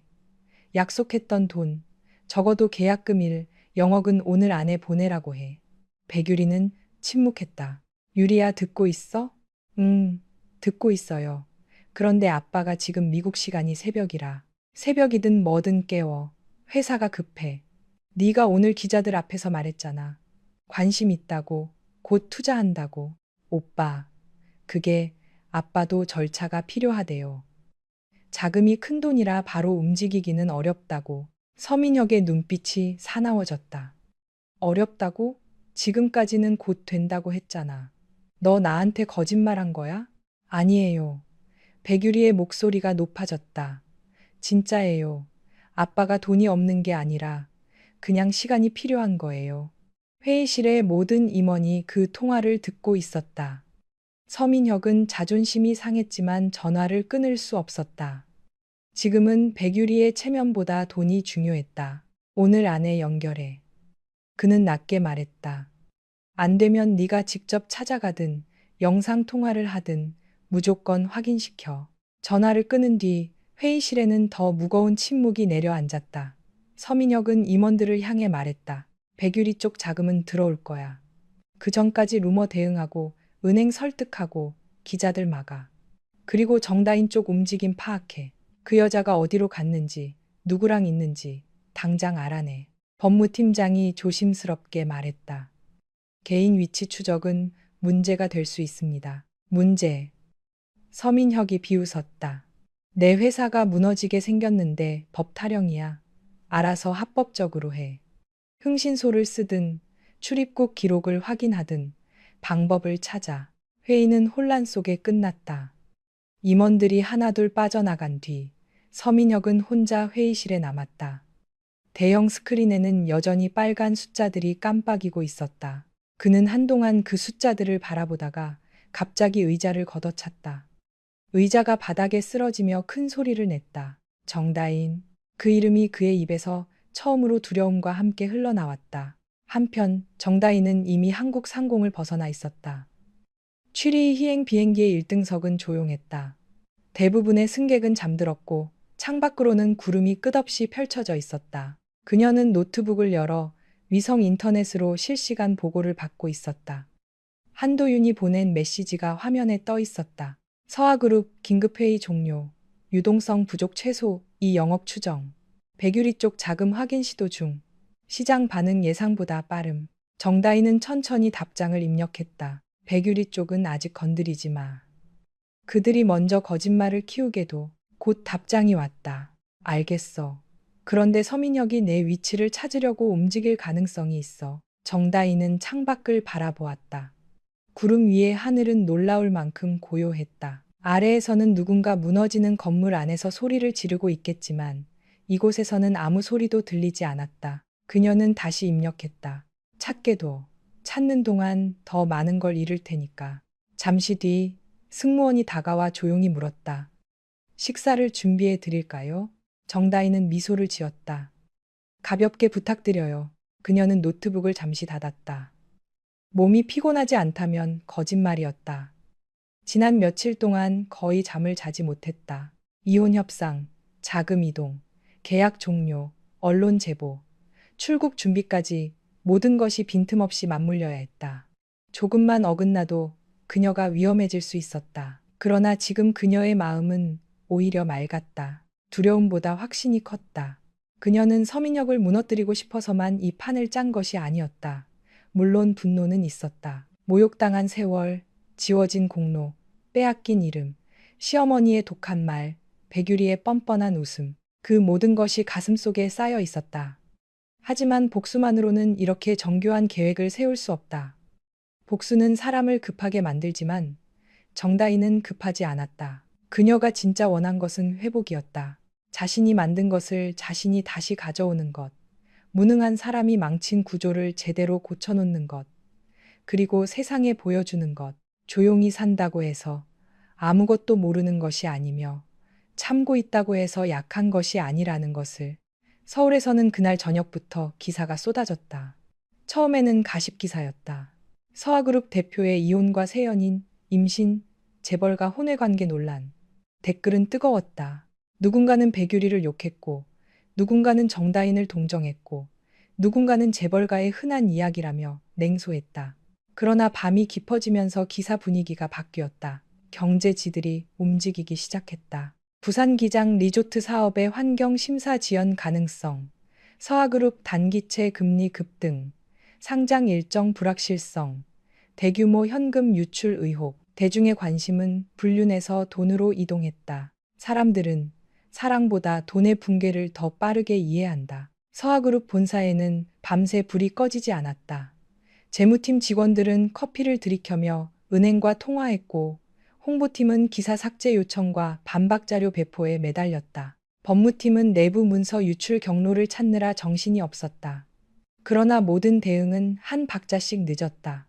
소문은 물처럼 흘렀고 숫자는 불처럼 번졌다. 자정이 가까워졌을 때 서민혁은 회장실에 혼자 앉아 있었다. 책상 위에는 정다인이 서명하고 간 서류 사본이 놓여 있었다. 그는 그 서류를 다시 펼쳐보았다. 처음 봤을 때는 단지 비싼 이혼 비용이라고 생각했다. 그런데 지금 보니 문장 하나하나가 칼날이었다. 지분 상환 완료와 동시에 관련 부속 약정 종료. 향후 서하그룹 및 계열사의 재무, 법무, 투자 자문에 대한 정다인 측의 직간접 지원 의무 없음.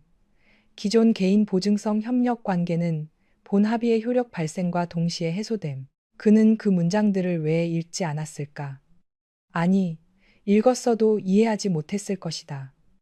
그는 늘 서류의 큰 제목만 보고 서명했다. 세부 조항은 정다인이 알아서 챙겨주었기 때문이다. 지난 4년 동안 그녀가 만들어준 안전함에 너무 익숙해져 자신이 원래부터 안전한 사람이라고 착각했다. 휴대폰이 다시 울렸다. 이번에는 오해숙이었다. 서민혁은 피곤한 얼굴로 전화를 받았다. 어머니, 수화기 너머에서 오해숙의 날카로운 목소리가 터졌다. 미녀가 이게 다 무슨 일이야? 기사들이 왜 이 모양이야? 네가 유리에 발표를 한다고 해서 내가 참고 있었는데 왜 회사 얘기까지 시끄러운 거니? 제가 처리하고 있습니다. 처리? 주식 가진 사람들 모임에서 전화가 얼마나 오는지 아니? 내 작은아버지도 난리야. 그리고 정다인 그 계집애. 집에 와서 아주 당당하게 짐 싸들고 나갔다. 나한테 회사가 오래 못 갈 거라고 했어. 그 말이 무슨 뜻이야? 서민혁은 눈을 감았다. 정다인이 집에서도 그런 말을 남겼다는 사실이 이상하게 더 불길했다. 그녀는 감정적으로 내뱉은 것이 아니었다. 알고 있었기 때문에 말한 것이다. 어머니, 지금은 유리랑 관련된 얘기 하지 마시고 조용히 계세요. 기자들한테 아무 말도 하지 마세요. 뭐? 내 엄마한테 지금 명령하니? 제발요. 서민혁의 목소리가 높아졌다. 지금 말 한마디 잘못 나가면 더 커집니다. 특히 다인이 얘기하지 마세요. 그 여자 자극하면 안 됩니다. 수학이 넘어가 잠시 조용해졌다. 오해숙은 아들의 목소리에서 처음으로 두려움을 들었다. 그녀가 아는 서민혁은 늘 오만했고 화를 냈고 남을 깔봤지만 겁먹은 적은 거의 없었다. 그런데 지금 그는 정다인을 자극하면 안 된다고 말하고 있었다. 너, 오해숙이 낮게 물었다. 혹시 그 애한테 약점 잡힌 거니? 서민혁은 대답하지 않았다. 그 침묵만으로도 충분했다. 전화를 끊은 뒤 서민혁은 책상 위에 놓인 결혼사진을 바라보았다. 사진 속 정다인은 흰 드레스를 입고 조용히 웃고 있었다. 그는 그 웃음을 한 번도 제대로 본 적이 없었다. 그저 얌전한 여자라고 생각했다. 자기 옆에 서기에는 조금 부족하지만 집안에서 문제 일으키지 않을 안전한 여자라고 여겼다. 그런데 그 안전함이 사실은 자신이 이해하지 못한 깊이였다는 것을 이제야 깨닫고 있었다. 하지만 깨달음은 너무 늦게 찾아왔다. 늦은 깨달음은 사람을 바꾸기보다 먼저 망가뜨린다. 다음 날 아침, 시장이 열리자 서아그룹 관련 채권과 장외 주식은 또 한 번 흔들렸다. 전날의 루머가 밤새 기사화되었고 기관 투자자들은 위험을 줄이기 시작했다. 상장 주관사는 공식적으로 일정 재검토를 통보했다. 은행은 부산 사업 대출 조건 변경을 요구했다. 협력사들은 성급금을 요구하며 납품을 보류했다. 서아그룹의 화려한 외벽 뒤에 숨겨져 있던 균열들이 한꺼번에 밖으로 드러났다. 오전 9시 30분 서민혁은 은행 본점 회의실에 앉아 있었다. 맞은편에는 주거래은행 부행장과 리스크 담당 임원들이 앉아 있었다. 예전 같으면 그들은 서민혁을 반갑게 맞았을 것이다. 커피를 권하고 골프 약속을 잡고 다음 프로젝트 이야기를 나누었을 것이다. 그러나 오늘 그들의 표정은 차갑고 공식적이었다. 돈을 빌려줄 때 은행은 친구처럼 웃지만 위험이 보이면 누구보다 먼저 문을 닫는다. 부행장이 서류를 넘기며 말했다. 서 대표님, 저희도 오랜 관계를 고려해 최대한 협조하고 싶습니다. 다만 최근 상황상 추가 담보 없이는 한도 유지가 어렵습니다. 서민혁은 애써 침착하게 말했다. 루머 때문에 일시적으로 흔들리는 겁니다. 부산 사업은 예정대로 진행됩니다. 환경심사도 보완하면 끝나는 문제고요. 리스크 담당 임원이 고개를 저었다. 문제는 단순한 심사 지연이 아닙니다. 현금 흐름입니다. 어제 대규모 해외 송금 이후 서아그룹의 단기 유동성 비율이 크게 악화됐습니다. 그리고 기존의 신용 보강 역할을 하던 외부 협력 약정이 종료된 것도 확인했습니다. 그건 내부적인 정리일 뿐입니다. 정다인 씨 측과의 관계가 종료된 것이 내부적 정리라고 보기 어렵습니다. 부행장이 조용히 말했다. 솔직히 말씀드리면 저희가 서아그룹의 우호적 조건을 제공했던 데에는 정다인 씨가 연결한 해외 자본 네트워크와 자문 구조가 중요한 역할을 했습니다. 그 부분이 사라진 이상 저희도 리스크를 다시 산정해야 합니다. 서민혁은 얼굴이 굳었다. 은행 부행장까지 정다인의 이름을 입에 올렸다. 모욕적이었다. 그동안 자신이 은행장을 만나고 술자리를 만들고 악수를 했는데 그들이 보고 있던 것은 자신이 아니라 정다인 뒤의 네트워크였단 말인가. 그럼 당신들은 나를 보고 돈을 빌려준 게 아니라 내 전처를 보고 빌려줬다는 겁니까?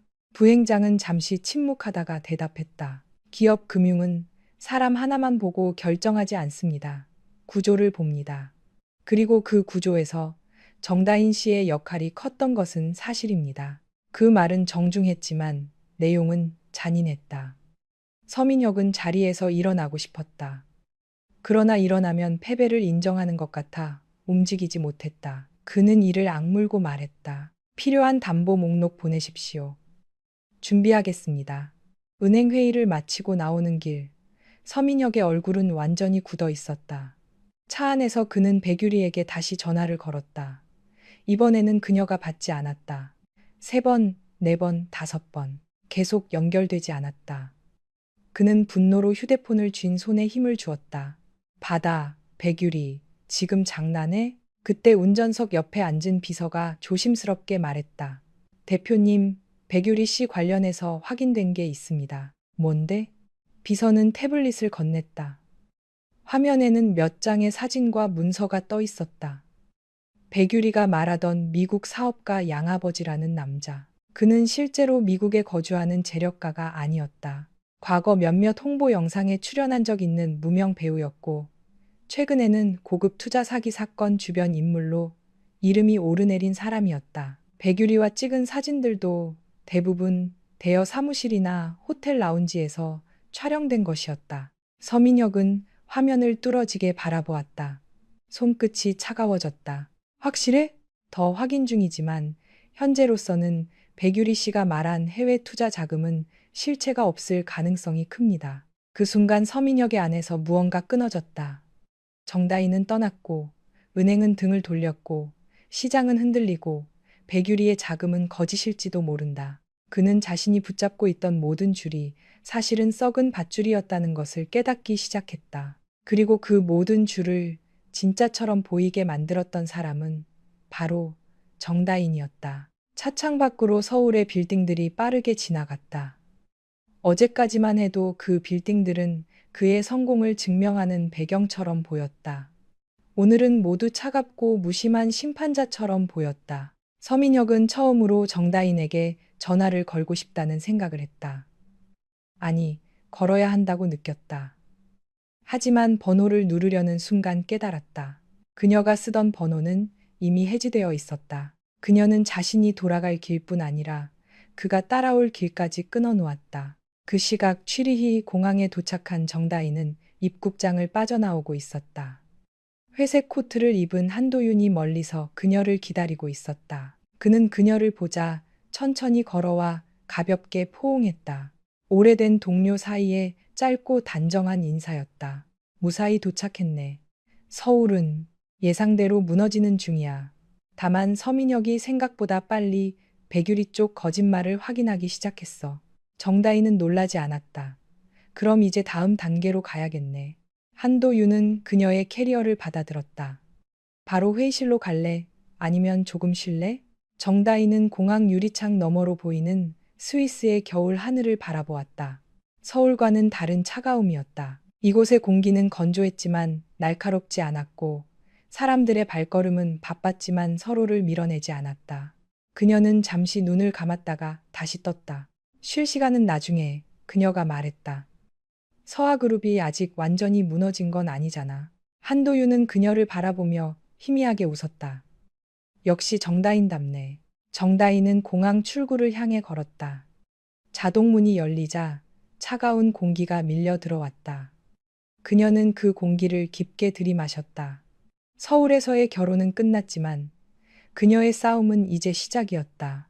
서민혁은 아직도 자신이 잃은 것이 아내라고 생각할지 모른다. 그러나 곧 알게 될 것이다. 그가 잃은 것은 아내가 아니라 자신이 왕이라고 믿게 해준 왕국의 설계자였다는 것을. 취리히의 아침은 서울보다 느리게 밝았다. 호수 위에는 옅은 안개가 깔려 있었고 트램은 정해진 시간표처럼 조용히 거리를 지나갔다. 정다인은 바노프 슈트라세 근처에 있는 아르덴 파트너스 사무실의 최상층 회의실에 앉아 있었다. 긴 테이블 위에는 서아그룹 관련 자료가 빼곡하게 펼쳐져 있었고 벽면 스크린에는 한국 시장의 실시간 반응이 떠 있었다. 서울은 이미 점심시간을 지나고 있었지만 서아그룹 주식과 채권을 둘러싼 공포는 식을 줄 몰랐다. 한도윤은 커피잔을 내려놓으며 말했다. 서하그룹 쪽에서 오늘 오전에 반박 자료를 냈어. 부산 기장 리조트 사업은 정상 진행 중이고 유동성 위기는 사실무근이라고. 정다희는 자료에서 눈을 떼지 않은 채 물었다. 시장은 믿었어? 전혀. 한도윤은 작게 웃었다. 반박 자료가 너무 급하게 나왔어. 숫자는 없고 감정만 있더라. 법적 대응, 악성 루머, 근거 없는 음해. 이런 단어가 많을수록 투자자들은 더 불안해하지. 정다희는 고개를 끄덕였다. 위기에 빠진 기업이 가장 먼저 하는 실수는 사실을 설명하는 대신 억울함을 호소하는 것이다. 시장은 억울함에 돈을 빌려주지 않는다. 숫자와 담보, 현금 흐름과 신뢰만 본다. 서민혁은 아직도 자신이 큰 목소리로 부정하면 상황이 멈출 거라고 믿는 듯했다. 백유리 쪽 자료는 어디까지 확인됐어? 정다인이 물었다. 한도윤은 태블릿을 밀어주었다. 거의 끝났어. 백유리가 말한 미국 사업가 양아버지는 실제 투자자가 아니야.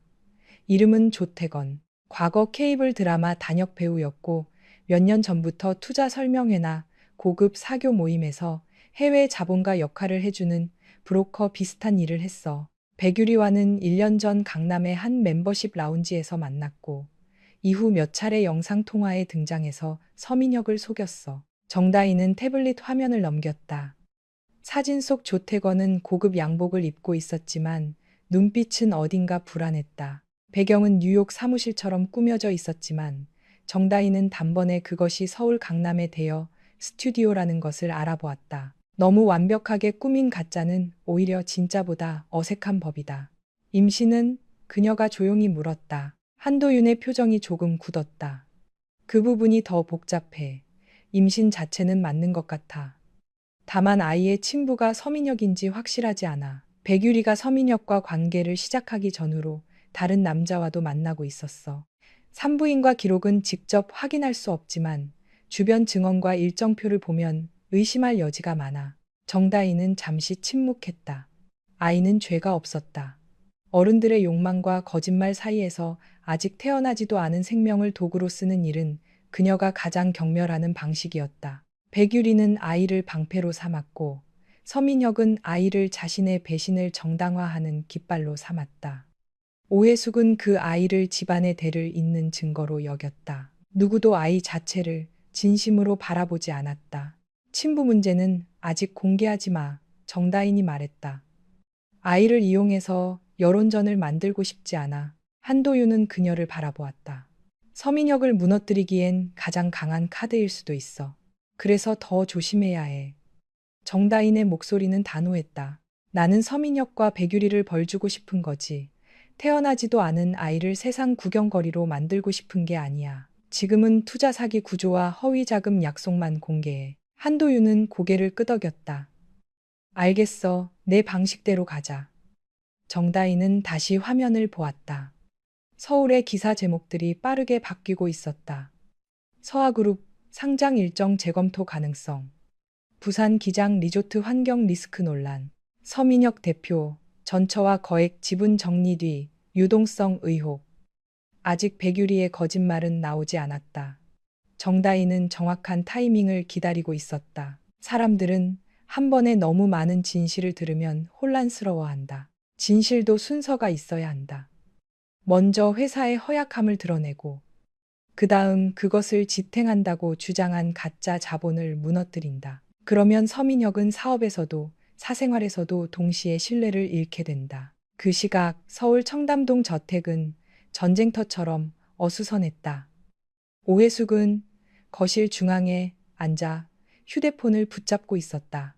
아침부터 친척들, 재계 부인 모임 사람들, 성당 지인들까지 전화가 끊이지 않았다. 처음에는 모두 백유리의 임신 소식을 궁금해했다. 축하한다고 말하는 사람도 있었고, 너무 서둘렀다는 듯 비꼬는 사람도 있었다. 그러나 시간이 지나자 질문은 달라졌다. 서하그룹 괜찮으냐? 부산 사업이 정말 위험하냐? 정다인이 돈을 많이 받아갔다는데 사실이냐? 오해숙은 매번 화를 내며 전화를 끊었다. 사람들이 아주 남의 집 불구경에 신났구나. 그녀는 찻잔을 내려놓으며 중얼거렸다. 민혁이가 얼마나 큰 일을 하는지도 모르고 그러나 그녀의 목소리에는 평소 같은 확신이 없었다. 집안의 공기부터 달라졌다. 평소에는 서민혁의 권위와 오해숙의 눈치로 움직이던 사람들의 발걸음이 조심스러워졌다. 가사도우미 박 여사는 말없이 주방을 정리했고 운전기사는 밖에서 계속 전화를 받았다. 정다인이 떠나기 전 남긴 말이 오해숙의 머릿속을 떠나지 않았다. 귀중품은 미리 챙겨두세요. 숫자가 저주하는 거죠. 그 말은 무례했지만 이상하게 선명했다. 오후가 되자 백유리가 저택으로 들어왔다. 그녀는 선글라스를 쓰고 있었고 얼굴에는 피곤함과 불안이 섞여 있었다. 기자회견 뒤 관심이 쏟아질 것을 예상하긴 했지만 회사 상황이 이렇게 빠르게 나빠질 줄은 몰랐다. 무엇보다 서민혁의 태도가 달라진 것이 그녀를 불안하게 했다. 그는 전화를 걸 때마다 투자금 이야기를 했다. 양아버지와 통화시켜달라. 계약금은 언제 들어오느냐. 증빙 자료를 보내라. 처음에는 사랑스럽게 속삭이던 남자가 이제는 빚쟁이처럼 몰아붙였다. 오해숙은 백유리를 보자마자 자리에서 일어났다. 유리야, 너희 아버님은 어떻게 되셨니? 민혁이가 급하다던데. 백유리는 억지로 웃었다. 어머님, 아빠가 지금 미국 쪽 변호사랑 절차를 보고 계세요. 자금이 큰 돈이라 바로 보내기는 어렵대요. 하지만 걱정 안 하셔도 돼요. 아빠가 저랑 아기를 얼마나 아끼는데요. 오해숙은 그녀의 배를 바라보았다. 그 눈빛에는 기대와 의심이 동시에 있었다. 처음 백유리를 만났을 때 오해숙은 그녀를 마음에 들어 하지 않았다. 출신이 분명하지 않았고 말투가 가벼웠고 재벌가 안주인으로 보기에는 품격이 부족했다. 그러나 임신했다는 말 하나가 모든 결점을 덮어버렸다. 서씨 집안의 손자. 그 단어는 오해숙에게 너무 강한 유혹이었다. 그녀는 손자를 얻기 위해 정다인을 밀어냈고 백유리를 받아들였다. 그런데 지금 그 선택이 회사의 위기와 함께 흔들리고 있었다. 그래도 오늘 안에 뭔가 보여줘야 한다. 오해숙이 말했다. 세상 사람들이 우리 집을 얼마나 보고 있는데 네가 기자들 앞에서 아버님이 투자한다고 했잖니. 말만 하고 돈이 안 들어오면 우스워져. 백유리의 손끝이 굳었다. 제가 알아서 할게요. 알아서 한다는 말은 아무것도 안 하겠다는 말과 같아. 오해숙의 목소리가 차가워졌다. 이 집안 며느리가 되려면 말에 책임을 져야 해. 다인이도 부족한 게 많았지만 적어도 집안일은 빈틈없이 했어. 너는 지금 네가 한 말 하나도 증명 못하고 있잖아. 그 말에 백유리의 얼굴이 붉어졌다. 정다인과 비교당하는 것은 참을 수 없었다. 그녀는 정다인을 이겼다고 생각했다. 젊음으로, 임신으로, 서민혁의 선택으로. 그런데 막상 이 집 안에 들어오자 정다인의 그림자가 곳곳에 남아 있었다. 주방의 정리 방식, 명절 선물 명단, 오해숙이 먹는 약 시간, 운전기사 월급 인상 기록, 집안 어른들 생신 일정까지 모두 정다인이 관리하던 것이었다. 백유리는 그런 세세한 것들이 왜 중요한지 몰랐다. 하지만 정다인이 사라지자 그 모든 것들이 동시에 빈자리로 드러났다. 어머님도 결국 그 여자 편이세요? 백유리가 날카롭게 말했다. 오해숙의 눈썹이 올라갔다. 뭐라고? 제가 아이까지 가졌는데 왜 자꾸 다인 씨 얘기를 하세요? 그 여자는 돈 받고 나간 사람이잖아요. 민혁 오빠를 협박해서 회사 돈 뜯어간 사람이잖아요. 입 조심해. 오해숙이 낮게 말했다. 그 애가 밉긴 해도 내가 함부로 말할 상대는 아니야. 백유리는 순간 말문이 막혔다. 오해숙이 정다인을 감싸는 듯한 말을 할 줄은 몰랐다. 사실 오해숙 자신도 놀랐다. 그녀는 정다인을 좋아하지 않았다. 그러나 정다인이 이 집에서 4년 동안 해온 일의 무게를 이제야 조금씩 느끼고 있었다. 미워할 때는 쉽게 미워했지만 사라진 뒤의 빈자리는 생각보다 컸다. 그때 백유리의 휴대폰이 울렸다. 발신자는 조태건이었다. 그녀는 급히 거실을 빠져나가 1층 서재로 들어갔다. 왜 이제 전화해요? 백유리가 낮게 소리쳤다. 민혁 오빠가 계속 투자금 증빙 요구한다고요. 어떻게든 영상 통화해서 시간 좀 끌어줘요. 수화기 넘어 조태건의 목소리는 불안했다. 나 못해. 지금 기자가 나한테 연락했어. 누가 자료를 넘긴 것 같아. 내가 미국 사업가가 아니라는 걸 캐고 있어. 백유리의 얼굴에서 피가 빠졌다. 뭐라고요? 너 나한테 말 안 했잖아. 이게 이렇게 큰 재벌가 일인 줄 알았으면 안 했어. 나는 그냥 몇 번 통화하고 돈 받는 줄 알았지. 투자 약속까지 기사에 나갈 줄은 몰랐다고. 지금 와서 발 빼면 어떡해요? 내가 돈 더 줄게요. 아니, 민혁 오빠가 나중에 다 줄 수 있어요. 조태건은 헛웃음을 쳤다. 그 남자 회사 지금 위험하다며? 너도 정신 차려. 나까지 끌고 들어가지 마. 앞으로 전화하지 마. 전화가 끊겼다. 백유리는 한동안 휴대폰을 귀에 댄 채 서 있었다. 손이 떨렸다. 머릿속이 하얘졌다. 조태건이 입을 열면 끝이었다. 그녀가 꾸민 가짜 출신, 가짜 해외 자본, 가짜 투자 약속이 모두 드러난다. 그러면 서민혁은 자신을 용서하지 않을 것이다. 오해숙도 세상도. 그녀는 급히 서민혁에게 전화를 걸었지만 이번에는 그가 받지 않았다. 메시지를 보냈다. 오빠, 나 잠깐만 만나. 설명할 게 있어. 그러나 답은 오지 않았다. 서민혁은 그 시간 본사 회장실에서 법무팀이 가져온 자료를 보고 있었다. 백유리의 양아버지 조태건 관련 조사 보고서였다. 사진, 계좌, 이체 내역, 대여 스튜디오 예약 기록, 과거 사기성 투자 설명회 참석 사진까지 모두 정리되어 있었다. 그는 한 장 한 장 넘길수록 얼굴이 굳어졌다. 그러니까 그가 낮게 말했다. 백유리가 나한테 없는 투자자를 팔았다는 거야? 법무팀장은 조심스럽게 대답했다. 현재로서는 그렇게 보입니다. 조태건이라는 인물은 실제 투자 능력이 없는 것으로 확인됩니다. 유리는 몰랐을 수도 있잖아. 그 말은 백유리를 변호하려는 것이 아니라 자기 자신을 변호하려는 말이었다. 서민혁은 자신이 속았다는 사실을 인정하고 싶지 않았다. 그가 정다인을 버리고 선택한 여자가 거짓말쟁이라는 것을 인정하는 순간 자신의 판단 전체가 무너진다. 그래서 그는 마지막까지 핑계를 찾았다. 하지만 비서실장이 조용히 말했다. 대표님, 백유리 씨가 조태건에게 매달 일정 금액을 송금한 기록이 있습니다. 통화 연기와 영상 통화 준비 명목으로 보입니다. 서민혁은 보고서를 책상 위에 내던졌다. 나가. 대표님, 나가라고? 사람들이 빠져나간 뒤 서민혁은 혼자 회장실에 남았다. 그의 숨소리가 거칠었다. 창밖의 서울은 여전히 화려했지만 그 화려함은 이제 그를 위로하지 못했다. 그는 책상 위에 휴대폰을 집어들어 백유리에게 전화를 걸었다. 이번에는 그녀가 바로 받았다. 오빠, 어디야? 집이에요. 어머님 댁에. 당장 회사로 와. 백유리는 울먹이는 목소리로 말했다. 오빠, 나 설명할게요. 내가 일부러 그런 게 아니라. 서민혁의 목소리는 얼음처럼 차가웠다. 회사로 오라고. 전화를 끊은 뒤 그는 의자에 몸을 던지듯 앉았다. 머릿속에 정다인의 얼굴이 떠올랐다. 회장실에서 백유리를 바라보던 그 무심한 눈빛. 아직은 비서죠. 나중에 책임 소재 따질 때 헷갈리면 안 되니까.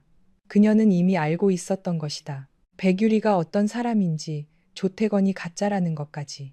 그런데 왜 그때 말하지 않았을까? 왜 자신이 망신당하기 전에 경고하지 않았을까? 답은 너무 명확했다. 정다인은 더 이상 그를 구할 이유가 없었기 때문이다. 그 생각이 서민혁을 이상하게 더 화나게 했다. 그는 정다인이 떠났다는 사실보다 정다인이 자신을 더 이상 걱정하지 않는다는 사실을 견디기 어려웠다. 사랑이 끝났다는 말은 추상적이다. 하지만 위험을 보고도 말해주지 않는 순간 사람은 비로소 자신이 완전히 버려졌다는 것을 안다. 백유리가 회사에 도착한 것은 1시간 뒤였다. 그녀는 눈가가 붉어져 있었고 배를 감싸 쥔 채 회장실로 들어왔다. 예전 같으면 서민혁은 그 모습을 보고 조금은 누그러졌을 것이다.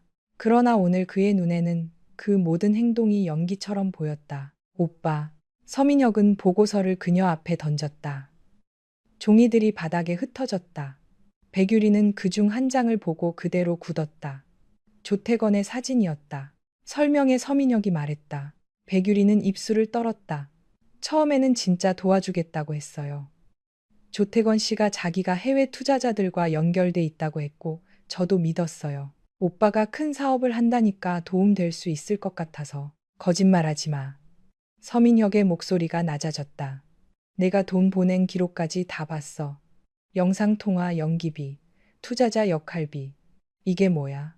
백유리의 눈에서 눈물이 떨어졌다. 오빠가 나를 봐주지 않았잖아요. 뭐? 처음에는 그냥 비서였어요. 아무리 열심히 해도 오빠는 나를 그냥 어린 직원으로만 봤어요. 그래서 내가 대단한 배경이 있는 것처럼 보여야 한다고 생각했어요. 그래야 오빠가 나를 진지하게 볼 것 같아서. 서민혁은 믿을 수 없다는 듯 웃었다. 그래서 나를 속였어?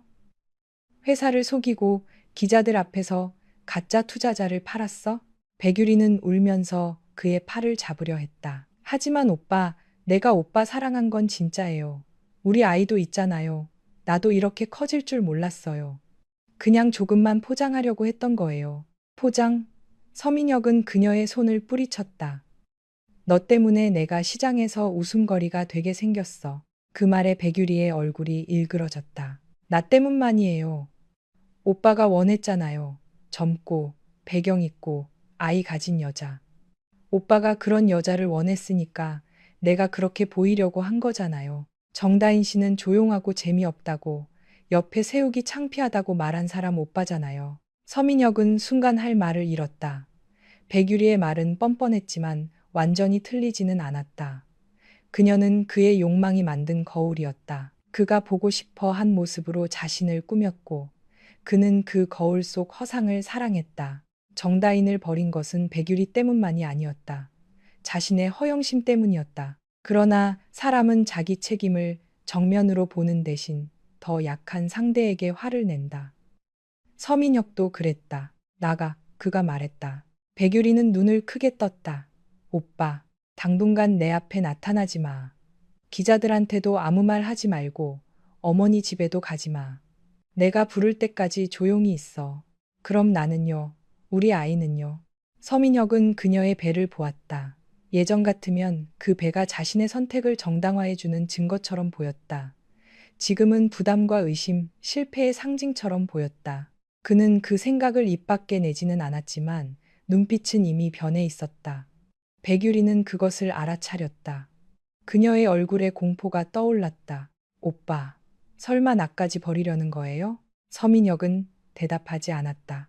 그 침묵이 대답이었다. 백유리는 울면서 회장실을 뛰쳐나갔다.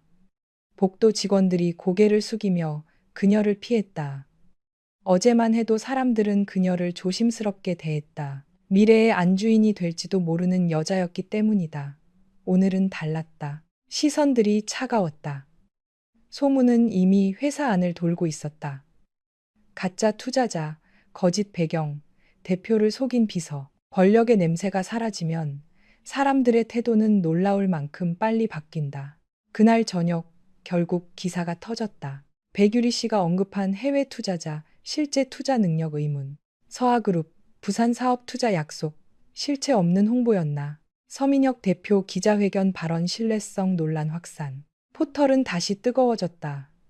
백유리의 이름은 비난의 중심에 섰고 서민혁은 사업 리스크에 더해 사생활 스캔들까지 떠안게 되었다. 서하그룹 홍보팀은 해명 자료를 내려고 했지만 무엇을 해명해야 할지조차 정리하지 못했다. 백유리가 속였다고 말하면 대표의 판단력이 문제가 되고 알고도 발표했다고 하면 시장 기만이 된다. 어느 쪽도 탈출구가 아니었다. 오해숙은 기사를 보고 거의 쓰러질 뻔했다.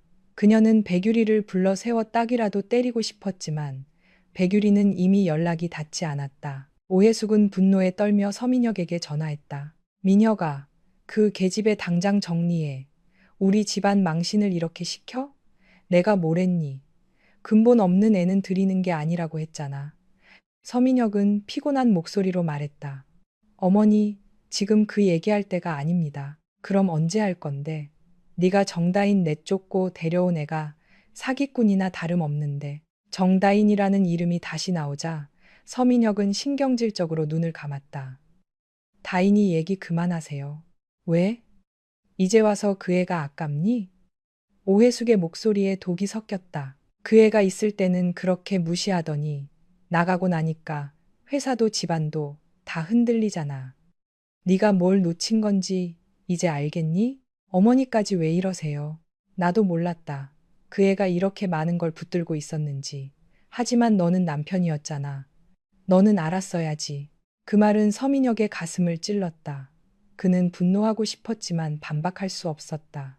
남편이었으니까 알아야 했다. 그러나 그는 아내가 어떤 사람인지보다 아내가 자신에게 얼마나 순종적인지만 보았다. 그녀가 무슨 생각을 하는지, 밤마다 무엇을 읽는지, 누구와 통화하는지, 왜 명절 음식 준비를 끝낸 뒤 새벽까지 노트북 앞에 앉아 있었는지 한 번도 묻지 않았다. 그는 아내를 알고 있다고 생각했지만 사실은 자기에게 편한 형태로만 상상했을 뿐이다. 전화를 끊고 나서 서민혁은 한동안 움직이지 않았다. 그러다 갑자기 결심한 듯 책상 서랍을 열었다. 오래된 휴대폰 하나가 있었다. 정다인이 예전에 쓰던 번호로 연락이 되지 않자 그는 그녀의 이메일과 예전 메신저 계정을 떠올렸다. 결혼 초반 두 사람은 가끔 메일을 주고받았다. 출장 중인 그에게 정다인이 회의 자료를 정리해 보내주고 그는 고맙다는 말 대신 짧게 확인이라고 답하던 메일들. 그는 그 오래된 계정으로 메시지를 보냈다. 다인아, 얘기 좀 하자. 지금 상황이 복잡해졌다. 네가 오해한 부분도 있고 나도 설명할 게 있다. 돈 문제는 다시 협의할 수 있다. 회사와 우리 사이의 일은 별개로 생각하자. 답장해. 보내고 나서 그는 한참 동안 화면을 바라보았다. 1분, 5분, 10분. 답장은 오지 않았다. 그는 다시 보냈다. 정다인, 네가 원하는 게 뭐야? 복수야? 회사 무너뜨리면 너한테도 좋을 거 없어. 전화해. 부탁이다. 부탁. 그 단어를 쓰는 손끝이 어색했다. 그는 정다인에게 부탁한 적이 거의 없었다. 늘 지시했고 요구했고 무시했다. 그런데 이제 와서 부탁이라는 말을 쓰고 있었다. 그러나 답장은 여전히 없었다. 사실 정다인은 그 메시지를 보고 있었다. 취리히 사무실의 창가에서 그녀는 노트북 화면에 뜬 서민혁의 메일을 조용히 읽었다. 한도윤은 맞은편에서 보고서를 검토하다가 그녀의 표정을 살폈다. 답장할 거야? 정다인은 한참 뒤 고개를 저었다. 아니, 완전히 끊을 생각이야? 지금 답장하면 그는 아직 대화할 여지가 있다고 생각할 거야. 민혁 씨는 사과가 아니라 거래를 하려는 거야. 그리고 자신이 뭘 잘못했는지도 모른 채 회사가 위험하니까 나를 불러 세우려는 거고. 한도윤은 조용히 고개를 끄덕였다. 그건 맞아. 정다인은 화면 속 문장들을 바라보았다. 네가 원하는 게 뭐야? 아주 늦은 질문이었다. 그가 결혼 생활 중 단 한 번이라도 진심으로 물었다면 얼마나 달라졌을까.